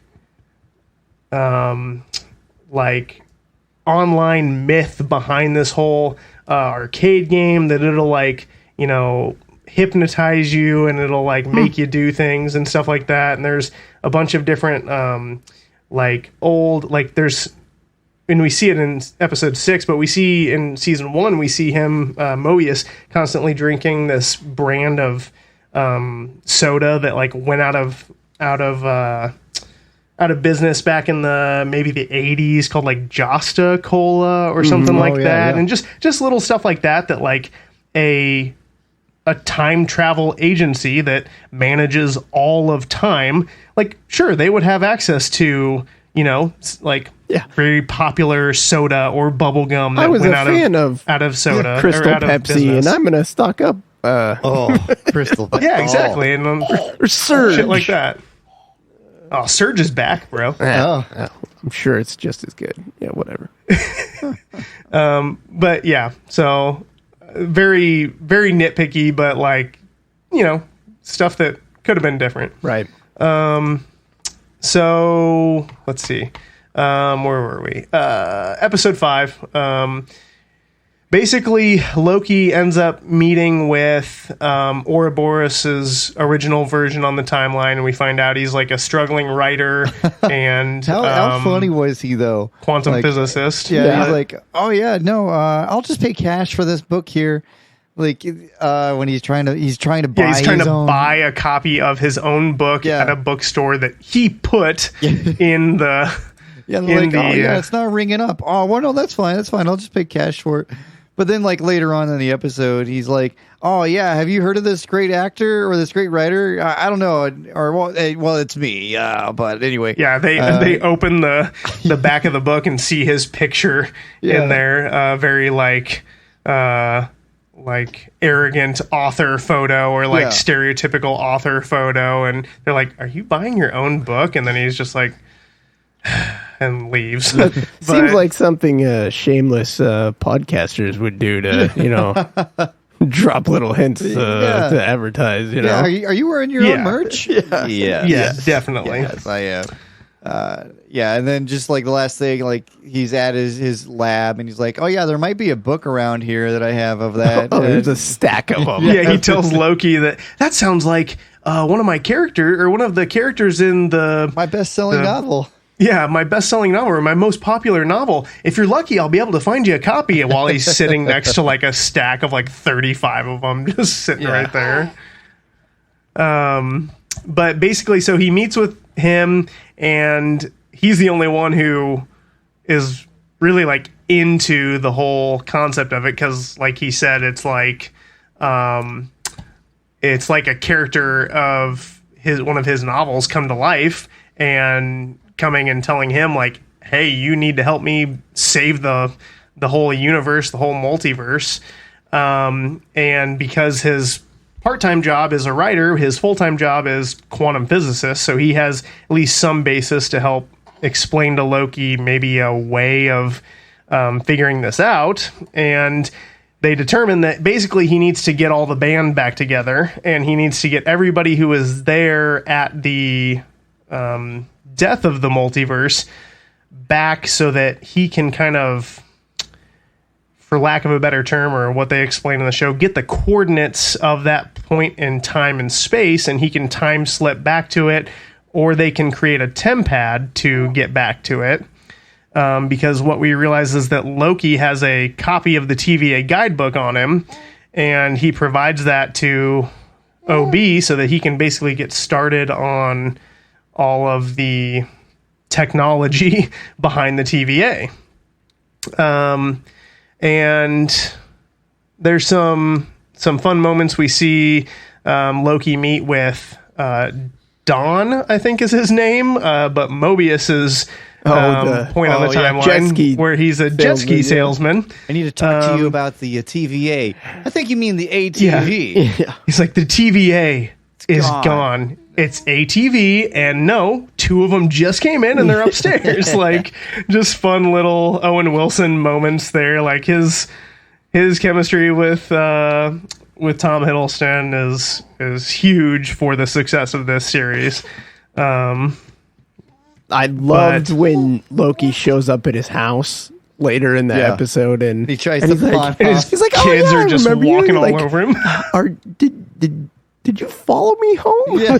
Like the genuine, just like terror in his like, I'm gonna go run and grab a shovel or something. Like, He's explaining like all of the whole details behind the time variance authority and the end of the multiverse and whatever else. And Owen Wilson's like, yeah. And he's like picking up a wrench and he's about to fucking clock Loki. And then OB walks through a fucking janky time door with like a giant, like two laptops tied together, basically sized tempad. And he's like, all right, well, I figured it out. And he's like, how did you figure it out so fast? He's like, well, I don't know if 19 months was fast. I had to take a month off when my wife left me and I lost my house, but I fucking figured it out. Like, he was so good. Yeah. he's fucking great in it. Excellent. Again, everybody is, but he is one of the standouts of this season for sure. They get the whole band back together. They get everybody back to OB's like kind of workshop, and they try and figure it all out. And what happens? The timeline starts dying and spaghettifying, and because the way that OB had explained to Loki, like, hey, you need to control your time slipping, and the way you need to do that is you need to figure out kind of your why behind wanting to control it, right? You want to save the multiverse, so that's your why. That's a pretty strong reason to control it, so just control it. And it doesn't work for him, but when he starts seeing all of his friends spaghettifying, he starts seeing Mobius or Dawn panicking about, I gotta see my boys. And he starts to run out of the building to go see his kids and spaghettifies. And we see Hunter B-15 like start panicking, and like she like dies with a whimper. Like, is this it? And like, and dies. And it's really like kind of heartbreaking. And that whole scene was pretty hard because, I mean, as you say, everybody is like, they're there to save everything, and then it just all goes to shit. Right. Yeah. And they're all like, well, what was this for? Yeah. Like being a father. Oh yeah. Like Owen, running towards his kids. Like, yeah. The last thing that he realizes he's like, because when Loki's convincing him to even come do this, he's like, hey, I can bring you back to this exact moment in time. Your kids will never know you were gone. And what does he say? He's like, I will. Like, he knows that he won't see his kids. And it's that guilt of being a parent of like, I have to be there for all this. And like finding a moment to even save the universe is kind of hard as I sit here with my 3-month-old on my lap. Not that we're saving the universe. Oh, we totally are. But that's happening. 100%. But, and it's like, that's the whole thing of this show is it's all just these character moments, right? There's no massive action set piece. It's just the character drama and like how much we care about these characters that really means something for this show. And when we see Sylvie start to spaghettify, Loki realizes that it's not a why that's going to help him control his time slipping. It's a who, and it's his friends, and the idea that he doesn't want to see them hurt or disappear into nothingness. He wants to save them, and he doesn't want to be alone. Mm-hmm. So he learns to control his time slipping, and we see that basically he's going to go back to before the loom exploded, and he's going to figure out a way to rewrite the story. So yeah, we see that Loki time slips to just before the explosion of the loom, and he decides that he's going to be able to, rewrite the story. He's going to be able to fix things so that it doesn't explode. Which I guess just as kind of a commentary here, I don't know that I've been this excited for like a finale of one of these shows in a long time, because Disney Plus, even if a show's great, it kind of has a history of not sticking the landing. Right. Yeah. And I kind of felt that way about WandaVision, which was really good. I enjoyed WandaVision. Very unique and fun storytelling in that. All right, and that brings us to episode 6, the finale. Season finale. Yeah. Yeah. I was super excited for this finale. I think it knocked it out of the park. Yeah. Personally. Well, you were kind of talking about too, like how Disney Plus as a whole has a issue with sticking the landing when it comes to winding down their series, and this one did not suffer that fate. We can get into the breakdown of bit by bit, but it just screamed to me like the last, I don't know, half hour of Groundhog's Day, where he knows the shtick, he knows that no matter what he does in this day, he's going to wake up at the same time tomorrow to that same fucking song. And he's got everything down to a schedule. On a time. He's like, I know I have to be here at this time to catch this kid who falls out of the tree. And then I got to be at the banquet or whatever at this time so I can make this ice sculpture and try to get this girl to fall in love with me. And there's a moment in that movie too where Bill Murray's telling the girl, he's like, "Oh, I'm a god." And she's like, "You're a god?" And he's like, "Well, I'm a god. I don't think I'm the god. I don't think." Like, so it's just very funny that we have an actual god in this universe going through this situation. But yeah, very, very Groundhog's Day, very fun take on it too. And an hour-long episode. Thank you. Like, just thank you so much for not giving us a fucking 32-minute season finale that sucked. It's not an action-packed finale. It is a very somber. Oh, for sure. But it pays off so well, in my opinion. We'll get into it. But so basically, Loki, he time slips to right before the loom explodes, where we left off episode 4. That kind of cliffhanger. He time slips right before then. I mean, I see the thought process here. He wants to get back to try to fix whatever they could do to try to fix this, right? Right. But like eventually he starts going back further in time. Like I know I'm skipping ahead a little bit here, but like me, I would have just gone back further in time the first time. But that's just me. But anyway. Well, I think he has to do it this way because he learns new bits of information, and it's basically trial and error. Shit, because I think he's kind of juggling a lot of things here. He knows that if what they have now, right, is they have the multiverse. They have billions of lives that, whether they have only existed for an instant or they've always existed, or however you want to look at it, they exist, and anything other than allowing all of them to exist is essentially genocide. If he goes back and he prevents Sylvie from killing He Who Remains, he saves the sacred timeline, but he dooms billions and billions of branch timelines and lives on those timelines. So he has to juggle a lot here to get to an outcome that he accepts and that he finds acceptable for everybody. Yeah, that's true. Yeah. But I think I agree that he's using trial and error here. So what he does is he, instead of what I thought was going to happen was he was going to stop Victor and be like, "Hey, don't go out there. It's just going to kill you."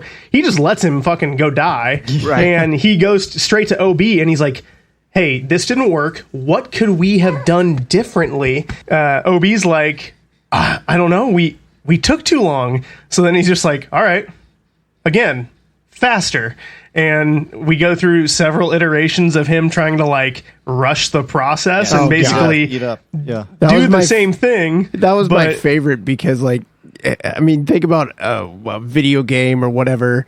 that you keep losing at, and you Yeah. have to do it over again, and it's like it's so. And you're like skipping the cinematics, and you're just Exactly. like, yeah, I know that I have to talk to this dude. Like, I'm just trying to fucking get to the part where I've died. Just, this happens. This Yeah. happens. Just fucking move on. Yeah. Like Yes. just my And he's- lack of yeah, he's patience. got all the of just dialogue like, let's go. memorized. Let's He go. knows like their response like to a T too. Yeah.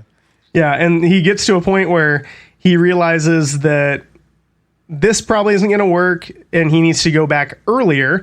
So he goes back earlier to when Miss Minutes and Renslayer had Victor Timely, and he intervenes there, and he's like, hey, Miss Minutes, I know you're hurting and you want to fuck Victor Timely, but we got to use him to help stop the temporal loom from exploding, and yada, yada, yada. And then eventually he's just like, OB, how long would it take for you to teach me, or for me to learn everything you know about physics, mechanics, engineering, everything I would need to basically do what you do? And he's like, I don't know, decades? And Victor Timely's like, centuries.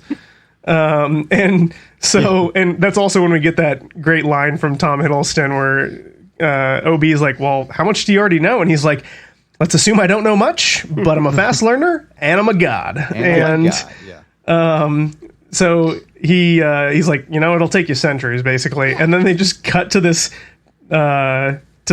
like title card that's just centuries later. Yeah. So Loki has Yeah, it's literally just spent crazy. hundreds and Yeah. hundreds of years learning advanced physics and, you know, quantum mechanics and engineering and all this different shit, and just to try and save this timeline, which is another really like smart way of like giving him more character development, right? Like he's gone from only being like 2 weeks outside of the events of the Battle of New York to now having lived centuries, which again, he's a being that lives probably thousands of years, like as an Asgardian god, but it's still like, that's a big deal and a big commitment for him to just, fuck it. Like, So I was thinking while he's doing this,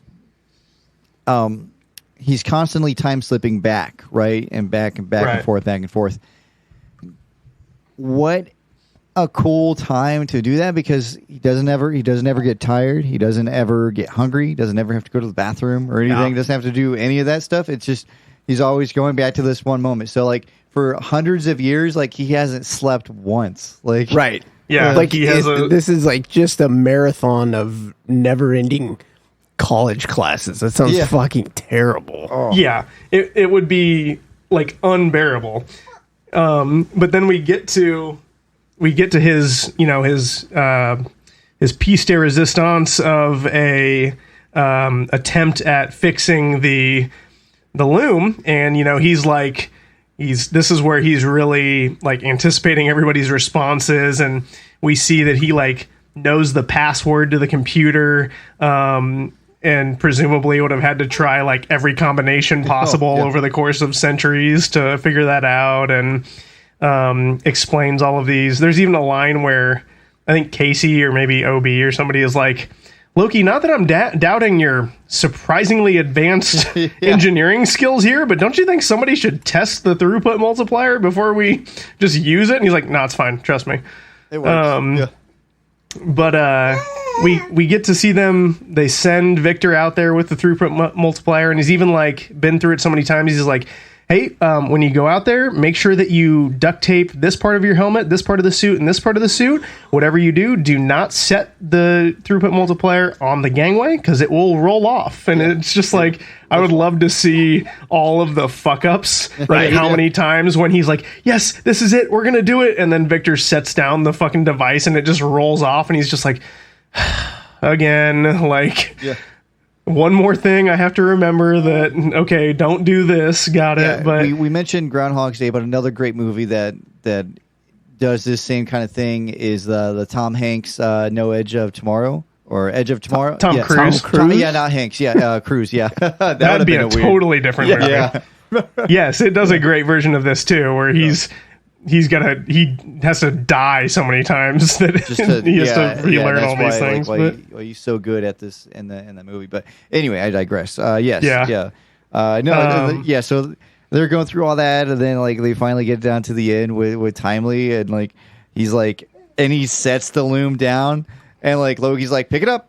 Yeah, he's like, what did I tell you, Victor? Do not set it down. He's like, oh, right. Picks it up, and they finally get it to work, and the loom is expanding and getting bigger, and then Victor comes back in, and they have this really nice moment, and it's like, hooray, it's all working. And then, of course, because we're only 20 minutes into the episode or something, they're like, there's a problem, and which this makes sense when you think about it. The problem is that it can't, no matter how big it gets, it can't fit infinite in it. Like, you can't make a loom big enough to scale the infinite timelines that are occurring and diverging off different branch timelines every, millisecond. And so, again, they see the time loom explode, and Loki decides to slip back even further, because at this moment Sylvie says something about how, and it almost felt to me like she had an idea of what he was doing. Like she was suspicious as to what he was doing, because there's a couple of moments where Mobius is like Loki would say like, okay, this is gonna work this time, and Mobius is like, what do you mean this time? Yeah. And like Sylvie's kind of giving him, some weird looks, especially because all of a sudden he's this, super physics, quantum theory, mechanics, engineering genius. And Sylvie says like, man, if only I hadn't killed He Who Remains, or something akin to that, where he's like, oh, I could go back. Now, I can't prevent the loom from exploding, but I could prevent her from killing He Who Remains. So if I can't save, all of the timelines, at least I could save the sacred timeline. It's either I save the sacred timeline or nothing, right? Like, so it comes up to be the best of a bad situation.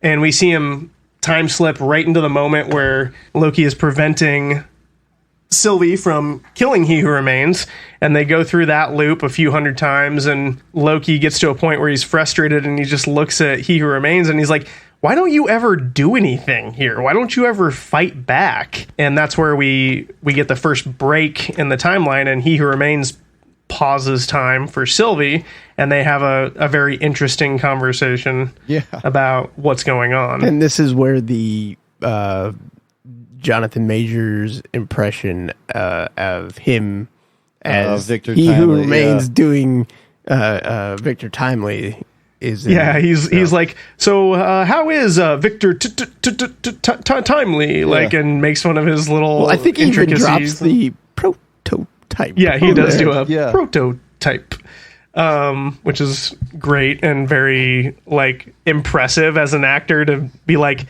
doing a shitty impression of a character that you did as a different character. Yeah.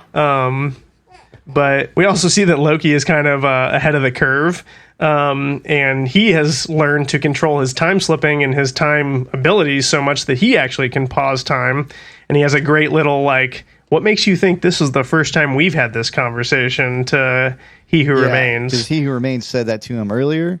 Right. And then Loki's able to just kind of throw it back at him. Well, I think that's how the conversation starts, if I remember right. Like, he's like, is this the first time we've done this? Yeah, he's like, don't tell me you haven't figured out how to pause time yet. I thought you'd be way further ahead than this at this point. Like, he hasn't experienced, like, He Who Remains doesn't know that it's happened. Like, he hasn't experienced it, but because he is, like, recognizing the situation for what it is and his knowledge of time travel, and he even says that he basically set this whole path in motion too as part of his plan, which is like kind of a depressing moment for Loki, where he's like, yeah, I get it. Like, you're in control and there's nothing I can do to save everybody other than, and this is what Kang, or He Who Remains, tells him to do, is the only thing you can do is kill Sylvie. Right. Yeah. And obviously he doesn't want to do that because he's in love with her and it's his friend. So Loki's like struggling to figure out what he's going to do. And he talks about how this is kind of his most outright heroic moment, where he talks about, he's like, I'll destroy your equation, which he sees written on the board, which is like, kind of his Kang's or He Who Remains equation for how the sacred timeline works and how the loom works and everything like that. And Kang's like, it doesn't matter. No matter what you do, you're going to end up like the equation remains the same. You lose and I end up where I am. And he tells him like, I'll hunt down all your variants. And he's like, it doesn't matter. There's an infinite amount of them. And, but Loki decides that, he's gonna attempt something, but he needs the advice of his friends first. So he slips back again in time even further, and we go back to season 1, episode 1.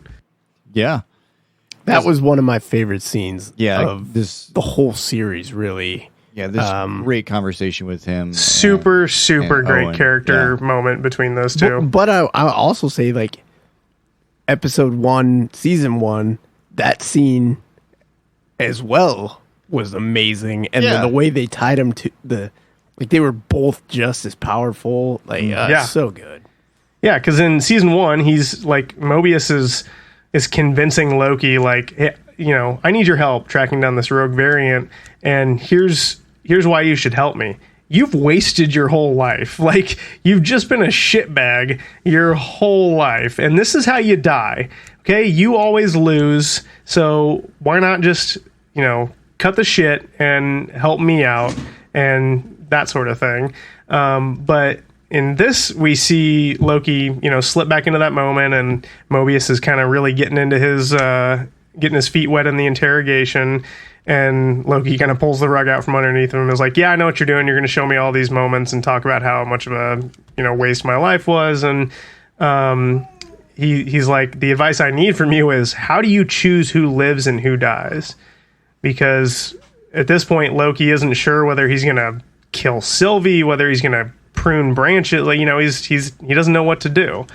And Mobius tells him a great story about, when he was a hunter and he failed to kill a variant who was a child that was going to be responsible for 5,000 deaths. And it turned into even more of a clusterfuck. And a bunch of like hunters died and more variants appeared, and Renslayer had to step in and prune the kid, and they had to fix everything. And they start talking about, more like the glorious purpose aspect of things. Like he says, most purpose is more burden than it is glory. And you just have to choose your burden. And which I thought was a really great way of explaining, like, you have a hard decision, like, it's going to be difficult either way. Like, whatever he picks is going to be terrible, right? If he kills Sylvie, then not only has he killed the love of his life and a friend, but he's also doomed countless timelines to death, all for the sake of the sacred timeline. But if he doesn't do anything, potentially all of time ends or ceases because the loom explodes and everything ends. So he has to figure out, what he's going to do. And so then he goes to visit Sylvie at the moment where it was at the end of episode 5, where everything starts spaghettifying and she's kind of the last one to go. And he pauses time and tells her, like, hey, we're outside of time. And he's like, I've tried everything. And you really get a taste of like how long he's been at this whole process. Like, we know it was centuries, but like you really get the idea that like he has literally tried everything possible to save everybody. And he's like, I'm contemplating killing you. And she's like, well, I'm not going to give you permission to do that. Like, it's not you don't have the right to say who lives and who dies. And, what if we just die trying? Is that such a bad thing? And so he realizes, like, okay, I know what I need to do, and I'm gonna give everyone in the multiverse a chance. And he slips back to the moment just before the loom explodes, when Victor was gonna go out there and try and fix it. And he just decides, fuck it, I'm going out there. And he locks everybody out and goes out there. And there's this great callback to Thor, the first Thor movie, where he says, I know what kind of God I need to be for you, for all of us, which is what he said to Odin at the end of Thor when he's hanging off the Rainbow Bridge. He tells him, I could have done it. I could have done it for you, for all of us. And it was such a great, like, full circle moment there, especially having just watched that movie for last week's episode. It hit a lot harder, I think, having, recognizing that. I don't know that I would have otherwise, but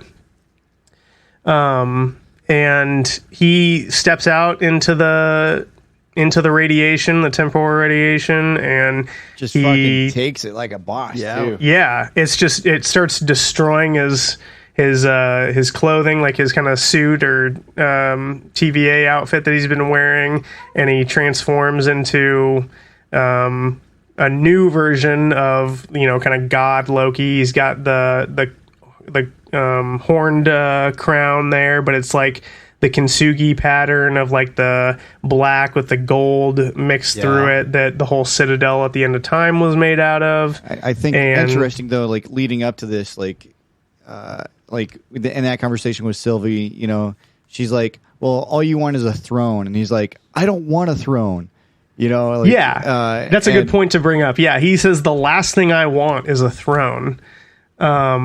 And which is completely different from what the original Loki wanted, because he wanted the throne. He thought he was owed the throne. Yeah, it's my birthright. He thought it was his birthright. As he says in Thor, it's my birthright. Yeah, yeah. And so he destroys the loom with his magic, and what we see is like all of time doesn't die. But all of the branches are basically freed. They're no longer woven or anything like that, but they begin to die. And so he grabs one and he kind of magically enchants it and brings it back to life. But as soon as he lets go of it, it dies again, or it starts dying again. So he realizes what he has to do, and he collects every individual strand. Like his new godhood is essentially being the lifeblood of the multiverse, and we see him collect all of these strands. And this is like, it's such an abstract way to end the series, right? Like there's no dialogue. Right. We're on a green screen. We're seeing a bunch of CGI effects, which thank God looked really good. It didn't look like shit. And it was really simple, and it's, like I said, very abstract. Like we don't know exactly what he's doing, but you still you feel the emotion of the whole scene, because what he's doing is for his friends. He's sacrificing everything for them so that they can all live and he can give them a chance.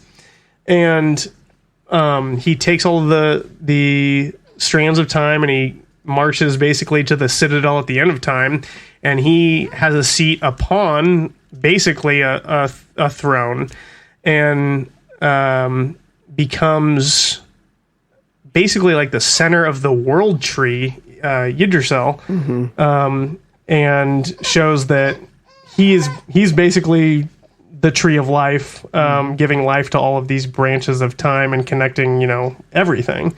Yeah, so it's the ultimate sacrifice. He sacrifices himself to save everybody. But and it's not like, a sacrifice like I'm gonna go die. Right. I'm gonna go be able to witness everything that is going on, but never partake in it. Right. I am forever divorcing myself from any chance of happiness, any chance of being with you, because we saw, like, if he lets go, the branches start dying again. They can't survive without him. I disagree with the any chance at happiness, because I think he gets to watch his friends live, and I think that. I agree, but at the same time, on the sword to begin with.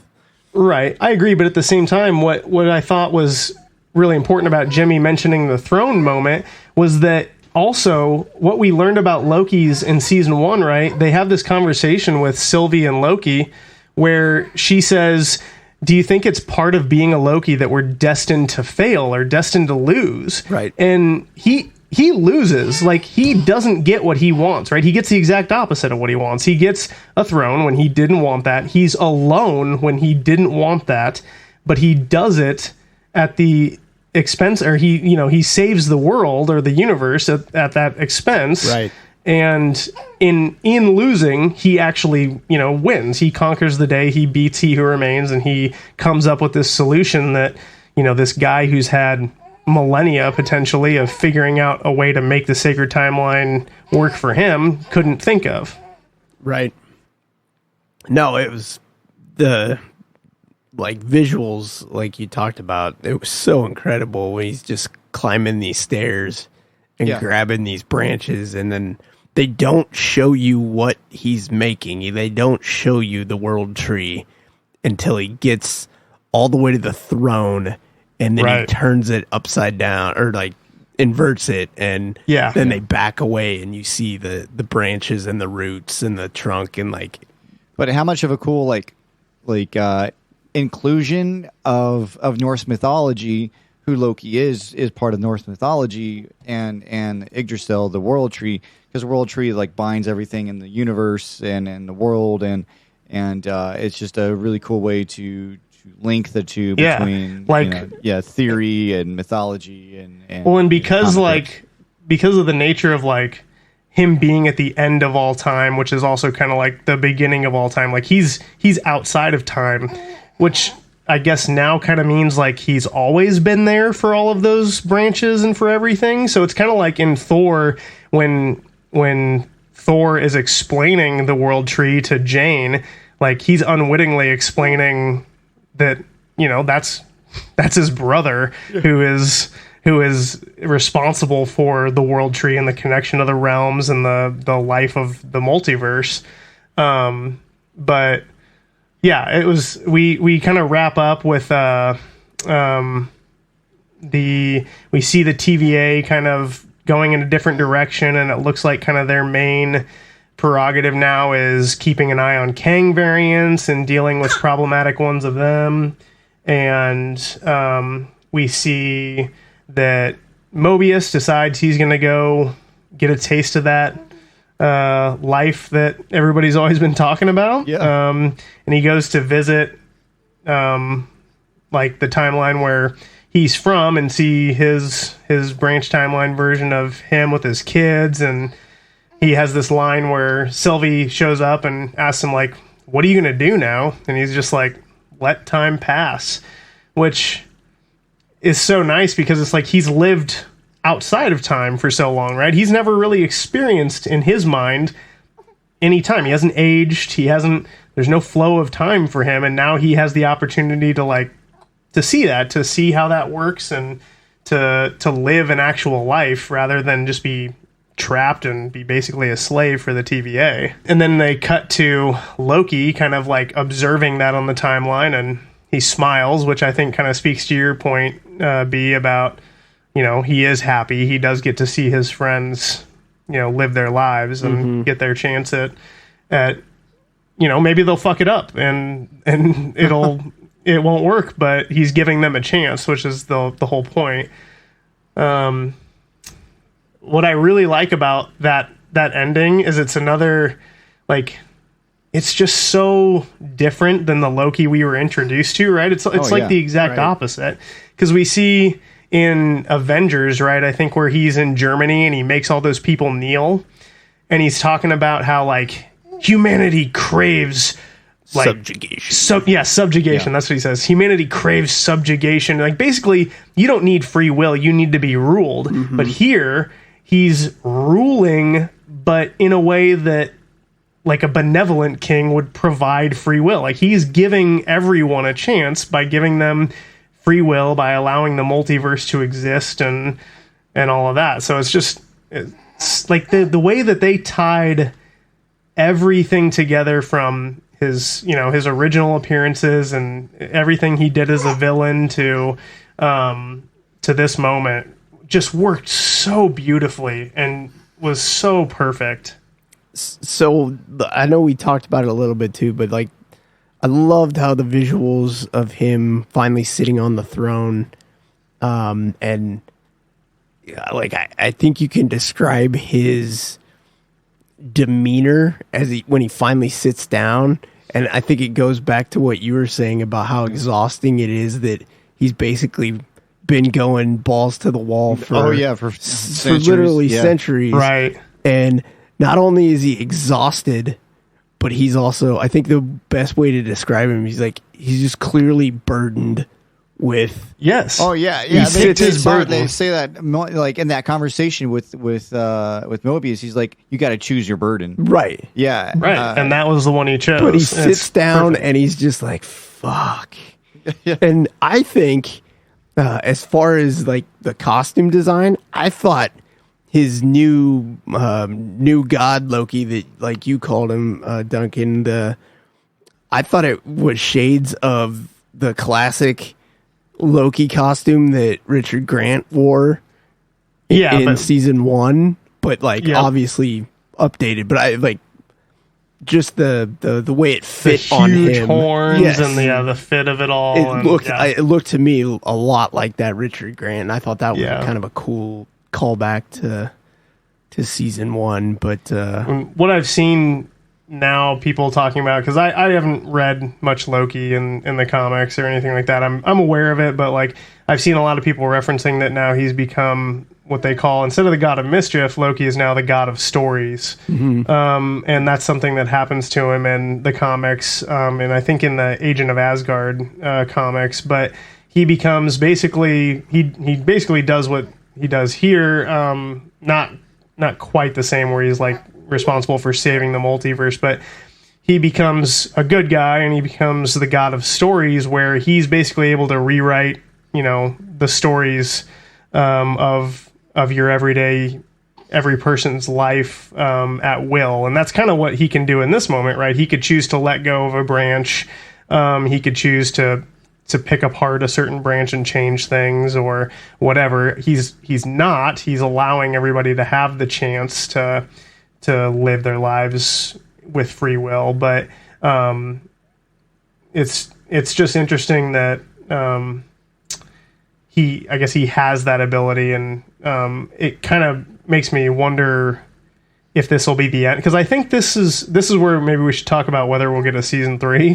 So I don't think we will. I don't think so either. And what concerns me even more is I try not to pay too much attention to some of the rumors that are flying around with where the MCU is going from here, but I am going to talk about that here in a minute. But I did see an interview where Hiddleston was on Jimmy Fallon. Yeah, I saw the same one. He told him that like this comes full circle, and this was the conclusion of my 14 years as this character. So I'm like, he says it was like the culmination of his 14 years. He like heavily implies that he's done. He didn't as Loki. say he's done, but he made it seem like the weight that he gave that conversation of like, this is, he didn't use the word conclusion. He said culmination, maybe like that's but, like a purposeful like. I think it is. But, I think 100%. But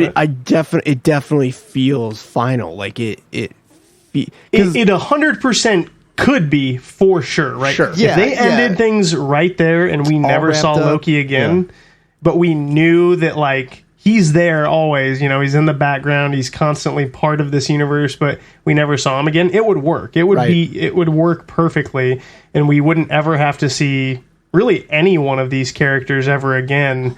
Not that I don't want to, but I think it would work perfectly well as a self-contained 2 seasons. Yeah, it gives Marvel a good bow on this, so to speak. They wrapped it up. They're able to kind of shift away from Kang if they want to, and I think that's like part of that. With the way that they wrote this, is now they can shift focus to go to Doctor Doom if they need to, because now it's not finite. It's like, no, this happened, and this happened. No, it's like, well, this happened, and now, maybe it's done. And you don't, it's just kind of open. I saw somebody saying that basically, like, they've left it at a point where the TVA is, monitoring Kang variants, Like if they do need to transition away from Kang, they can be like, yep, we did a good job and we nipped that problem in the bud. Oh no, Doctor Doom, like something else we didn't expect. But if Jonathan Majors maybe is, redeemed or found not guilty or however they want to approach it going forward, they could be like, this Kang motherfucker's still a problem. The TVA isn't enough. We need Loki again, or we need him to assemble a team, or we need whatever. So they're in a good spot. And it just means so much more that they did it with a really good, meaningful TV show instead of just dog shit. Right. Yeah. I guess my thing is, if they do decide to if they want to bring back Loki into these future stories that we're going to get, I think as it stands right now, he's pretty much trapped to this throne, right? Like he's not gonna. Yeah, I'm sure you could come up with hey, I need you to sit here for a second while I do this thing. There is something that they give him some reason that he could step away. But I did see, and just sorry to interrupt, but to speak to that point specifically, I did see the writers talking about how they wanted to reunite, or they intended to reunite Loki and Thor. Right. Because there's that moment in Infinity War before he dies, that he tells Thor, like, hey, the sun will shine on us again. Right. And they wanted to bring that moment to fruition. I wonder if they could make Thor, sit there so that Loki could have some sort of, because he's a magical god with, weird powers that don't really make any sense anyway. So it's like maybe he could replace him as a moment for his brother where he could go take on Kang or something like that. I think too that just because he's stuck in this place doesn't mean that someone else can't show up there and have conversations with him. Like, I think... Yeah, there's no longer the radiation that's happening, so if they need to, they could go. Well, I mean... it would just be a matter of getting there, right, but yeah, exactly. I mean...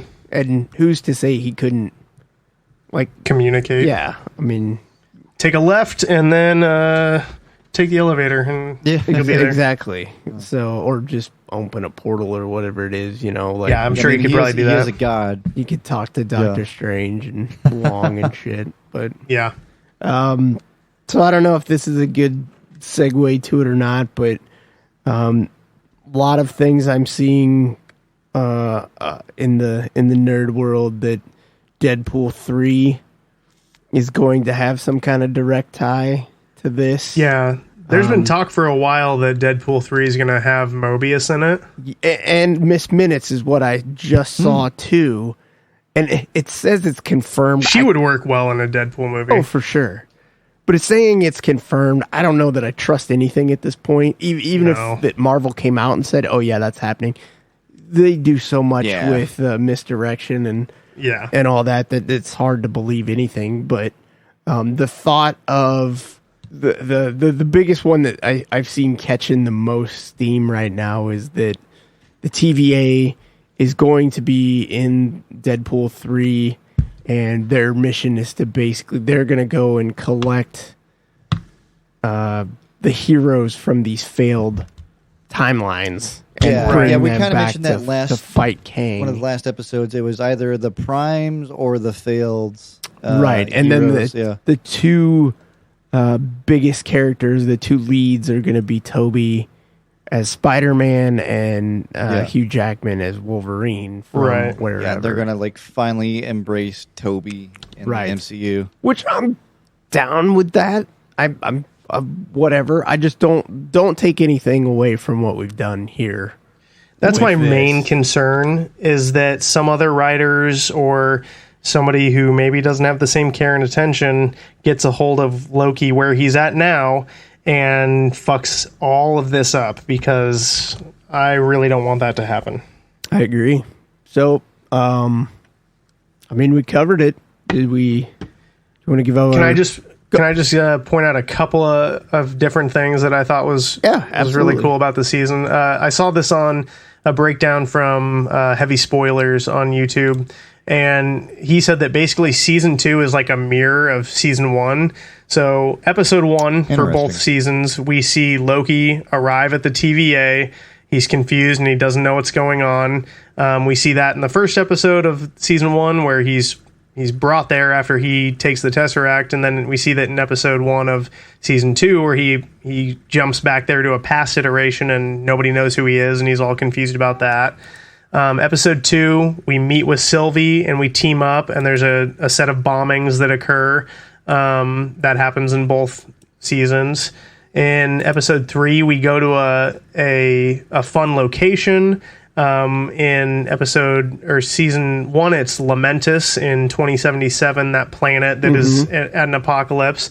And in season 2, it's Chicago in the late 1800s.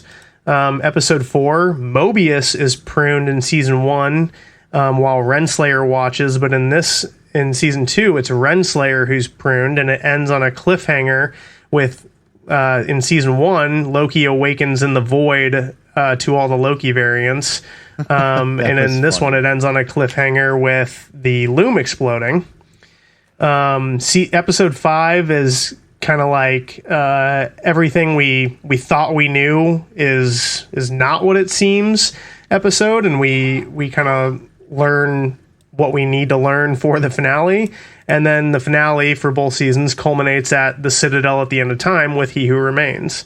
And then episode 1 of season 1 is called Glorious Purpose, and episode 6 of season 2, so the first episode of the entire series and the last episode of the entire series are both titled Glorious Purpose.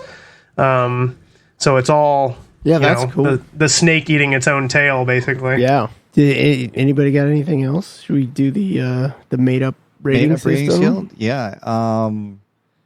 I think the series was amazing. Very, very little to detract about on it. Very minor at the end of the day. So made up rating scale, I got to give it infinity out of infinity. Okay. There you go. The timelines, infinity timelines out of infinity timelines. There we go. Okay. Duncan. God, trying to be clever here, but I don't know, man. I loved this series. I don't remember liking season 1 this much, but I think I'm gonna go back and rewatch the whole thing, and I have a feeling, I am gonna go watch it. Oh, there it is. It's 10 out of 10 babies telling dick jokes. 10 out of 10 baby wawas. Yeah. No, I rewatched season 1 not that long ago, and I loved it. I do remember enjoying it. But I'm right there with you. I think this is the pinnacle of anything Marvel's done in a long form TV series. Like, this is a perfect, like, we see a lot of the Marvel TV shows that I'm like, why didn't you condense this into a 2-hour movie? Oh, for sure. Like Falcon and Winter Soldier or Secret Invasion. I don't think that needs to ever exist, but if they wanted to, they could have put it into a movie and it would have been, you could have told the same story. But this one, like, it needed to be, 6-ish hours of development. Like, it wouldn't work as a movie as well as it did as a series, in my opinion. Right. Like, this makes sense to do it this way, which is why you do a TV show and not a movie. So, right. So I'm gonna say I'll give it a 3 out of 3. Brand new jet skis just came off the line. Oh, there you go. Nice. Yeah. Good. So that's a review of Loki season 2.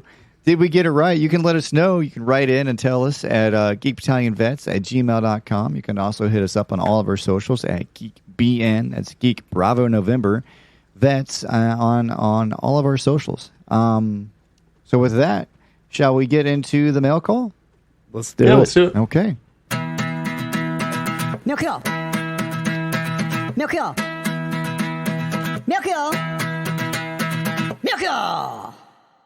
So, All right, who's got a question? I think I'll go with this one. This is from our good friend Tony.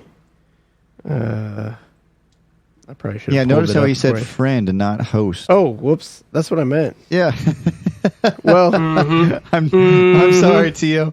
I'm jumping in on it. I'm going to say host on this one because this is a direct Maybe in shade. a branch timeline, but not in the sacred timeline. Direct shade being thrown to another host here. Oh, God. Okay. Given Joaquin Phoenix Academy Award-worthy performance in the movie Joker, Oh, dear. what are your hopes for Joker Folie à Deux? Can they duplicate the success, or will this be yet another failed attempt to catch lightning in a bottle? Will this hurt or help future Gotham City-based stories? I think that was directed at you, Duncan. I think. Yeah, that definitely feels like my somebody... hope for Joker Folie à Deux is that it never comes out. They just Batgirl the It's shit a out of it. fucking musical starring Lady Gaga as Harley Quinn. What are we doing? Yeah, I what don't are want we that. doing? They're with just that? throwing like a bunch of shits at a door or at No a dartboard. fucking thank you. Yeah. Do I want to fucking see that in Hey, what would any be way, cool? shape, or form? Yeah, let's just throw a bunch of things here and see what sticks. But I do like how he said, will it be a failed attempt to again catch lightning in a bottle? yeah. Because they didn't catch lightning in a bottle in the first place. So that was also a failed attempt. so- Clearly, he enjoyed it, which I still haven't seen it because every time I go to turn it on, I hear you in the back of my head going, "Don't fucking do it! Don't do it!" You won't like it. I probably won't. it's definitely a very different take on Joker, and as we have discussed previously, it's heavily focused on mental health, and just It feels like a movie that they wrote the script for and just kind of had it sitting around, and somebody was like, I could make this like a Joker movie. Let's just retool the main character to be Joker. Like, it just feels like it wasn't meant for that character or to be a comic book adaptation or any sort of Joker movie, and then they just like shoehorned that character in. Because if you didn't have him be the Joker, it doesn't change anything, right? Right, Like, imagine a Batman movie where if you took out Batman, it was still the exact same movie. That doesn't make any fucking sense. That doesn't work. But Yeah. this movie, you can take the Joker and just make him a generic crazy person, not the Joker, and it's still the exact same movie. Yeah, That's not good. Yeah, I never looked at it like that, but if you do that, I think it actually makes it a better movie. Yeah, take that, Tony. Yeah, because then it's not. Then you're not trying to shoehorn in this great character who is the Joker, with all this backstory and everything else that is implied in the Batman universe with Joker and everything else. Now it just becomes this crazy cool story about this guy that has a mental breakdown and everything else. Yeah, and exactly. I think that, yeah, like I said, I think that's a better story at the end of the day. But yeah. Yeah, that's the only question I have. Let's see, Duncan. We got a one from another fan, right? Yeah, we did. We got one from a friend of the show on Instagram. He hit us up when we were last recording, and I just missed it because he sent it through the response to our stories, which apparently goes to a different place than your messages. But anyway, he asked. His name is. I'm just going to call him the CEO, so I don't totally dox him. But the CEO asked, since we're all military or law enforcement, he asked if we have a favorite gun or maker model of a gun that we prefer. Yeah, I could go on and on and on because I love weapons. Heavy weapons are my jam. There's just something about firing full auto 50 caliber M2 machine gun, just fucking letting her rip, cry havoc, let's flip the dogs of war, and just lighten up targets. And yeah, because you feel the concussion, and it's just a beautiful work of machinery in a way. You know, first invented back in early 1900s. I think like 1902. I think is when the Browning was actually like first, like when Jim Browning created the patent for it and everything. I want to say it like that around that time frame. But and the overall design of the weapon has not changed dramatically since that first iteration that he did. Now, obviously, there's been some improvements to it, but the basic premise is still the same. And the great thing about this weapon is it is reliable. Well, to a point. As long as you don't get a bunch of sand and shit in it, then it'll work. But yeah. Is there a lot of sand in the Middle East? No, not at all. Okay, Yeah. I wasn't sure. I've never been there, so He's doing a very poor job of really accurately describing the pure joy. Yes. And and I would throw in like the Mark 19 as well. Mark 19 is a great weapon. Yeah. It's something that you feel in every cell of your body, and it's the most amazing. It's a full body experience style. There's others like rifles and stuff that I love to fire, like the M4. Great weapon, love it. It's accurate, it's light, it does its job. But there's just something like holistic about the M2 because it's a big weapon. And then you go and you fire, and the rounds are big, and it's clunky. It's a lot of very large mechanical movements and everything. And then it's cool because you're using a butterfly too, you know. But with the Mark 19, for those of you who don't know, Mark 19 is a fully automatic belt-fed grenade launcher. Yeah, and unlike that sounds other, fun. Yeah, it's amazing. Yeah, unlike other weapon systems, this will not overheat. So you could have a 1,000 long belt of rounds, and it'll just keep firing all day. Dun dun dun dun dun dun dun dun dun. Now, obviously, you're not going to fire it like that, but it's such a cool weapon. But again, every cell of your body is just so happy. It's so great. Yeah, It's so a full that's body me. boner. Yeah, the M2, that's mine. Yeah, are you going for the Mark 19, B? I mean, I'm good with either of those. Like, I just want some rounds. Yeah, just give me some brother rounds. up. Yeah. What about you, Duncan? What's your favorite? my favorite is the one that works. That's I am the weapon. I don't have the first time I ever fired a gun was in the academy as a cop. I didn't grow up with firearms or have any experience like that outside of it. So my favorite one is the one that I have with me and the one that works. And the one that you don't. Yeah, exactly. Yeah, I mean, I'll give some shout outs to like the AK-47, one of the most reliable weapons ever designed. Now that one you can throw in the mud, the sand, the water, and everything else, and it'll still work. And then of course, then you have the 1911, fantastic handgun. My favorite handgun though is a toss up between the MP40 and the Beretta 9mm. Both really great weapons as handguns, but and then of course all the Glocks.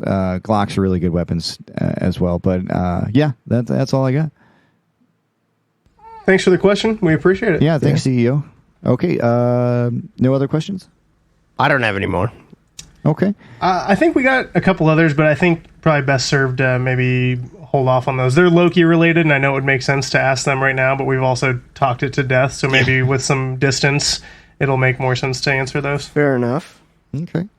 All right, well, I guess we'll move into the sit rep. Now, this one I will play. You mean the safety brief? I just say it every fucking time. Every time. God damn it. Yeah, so on to the safety brief here.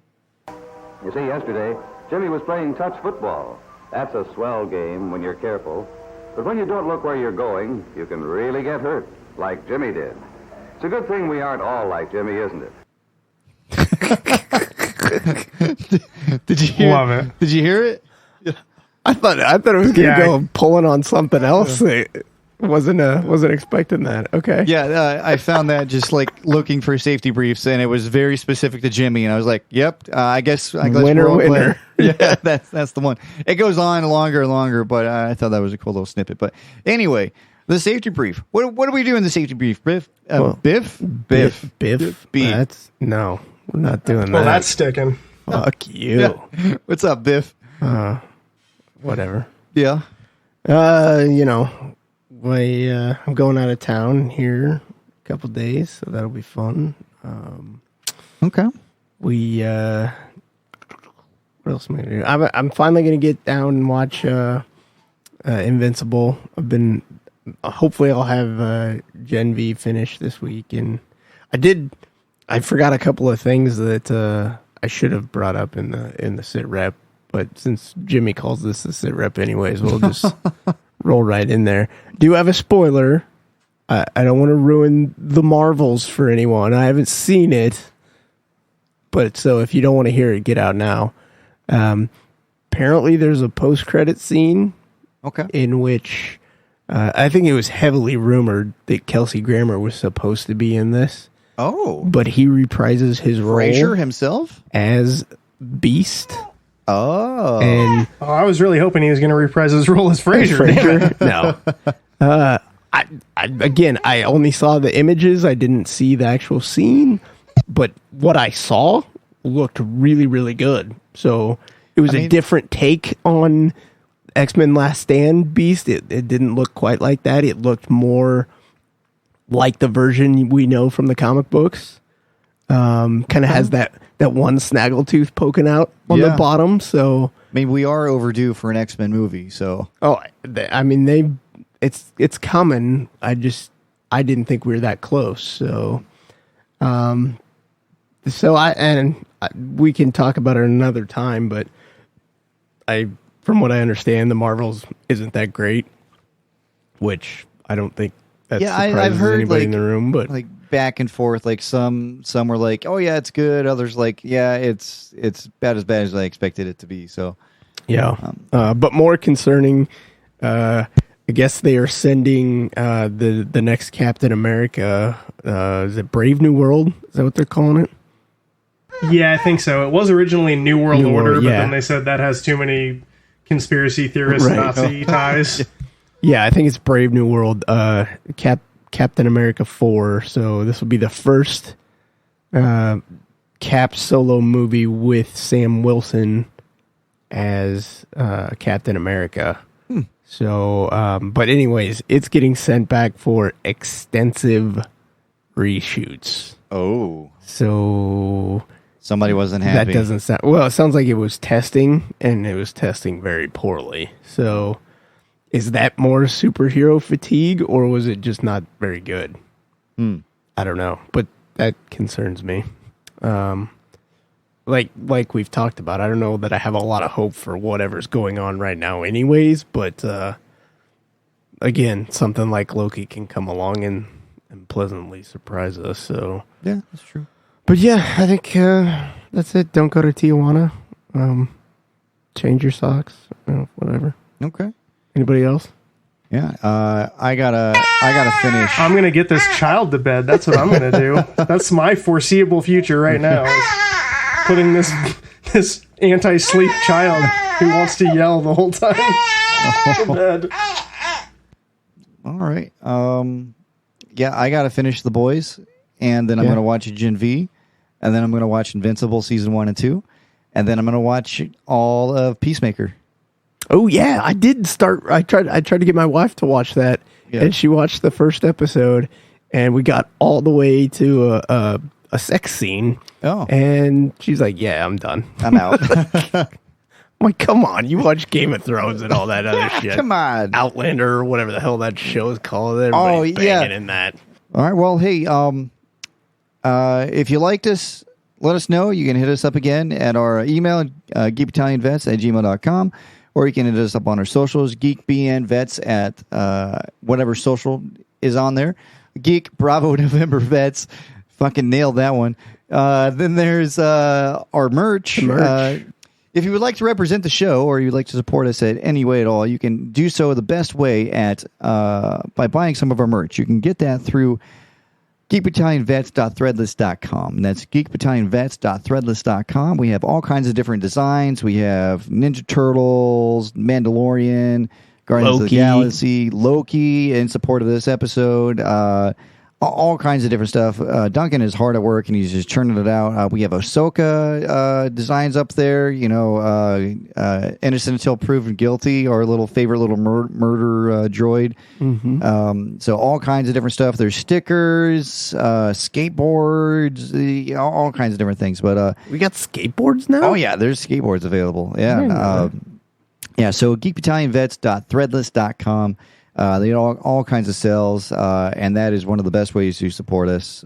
Also, be sure to rate the pod 5 stars on whatever you listen to. 5 stars or get the fuck out.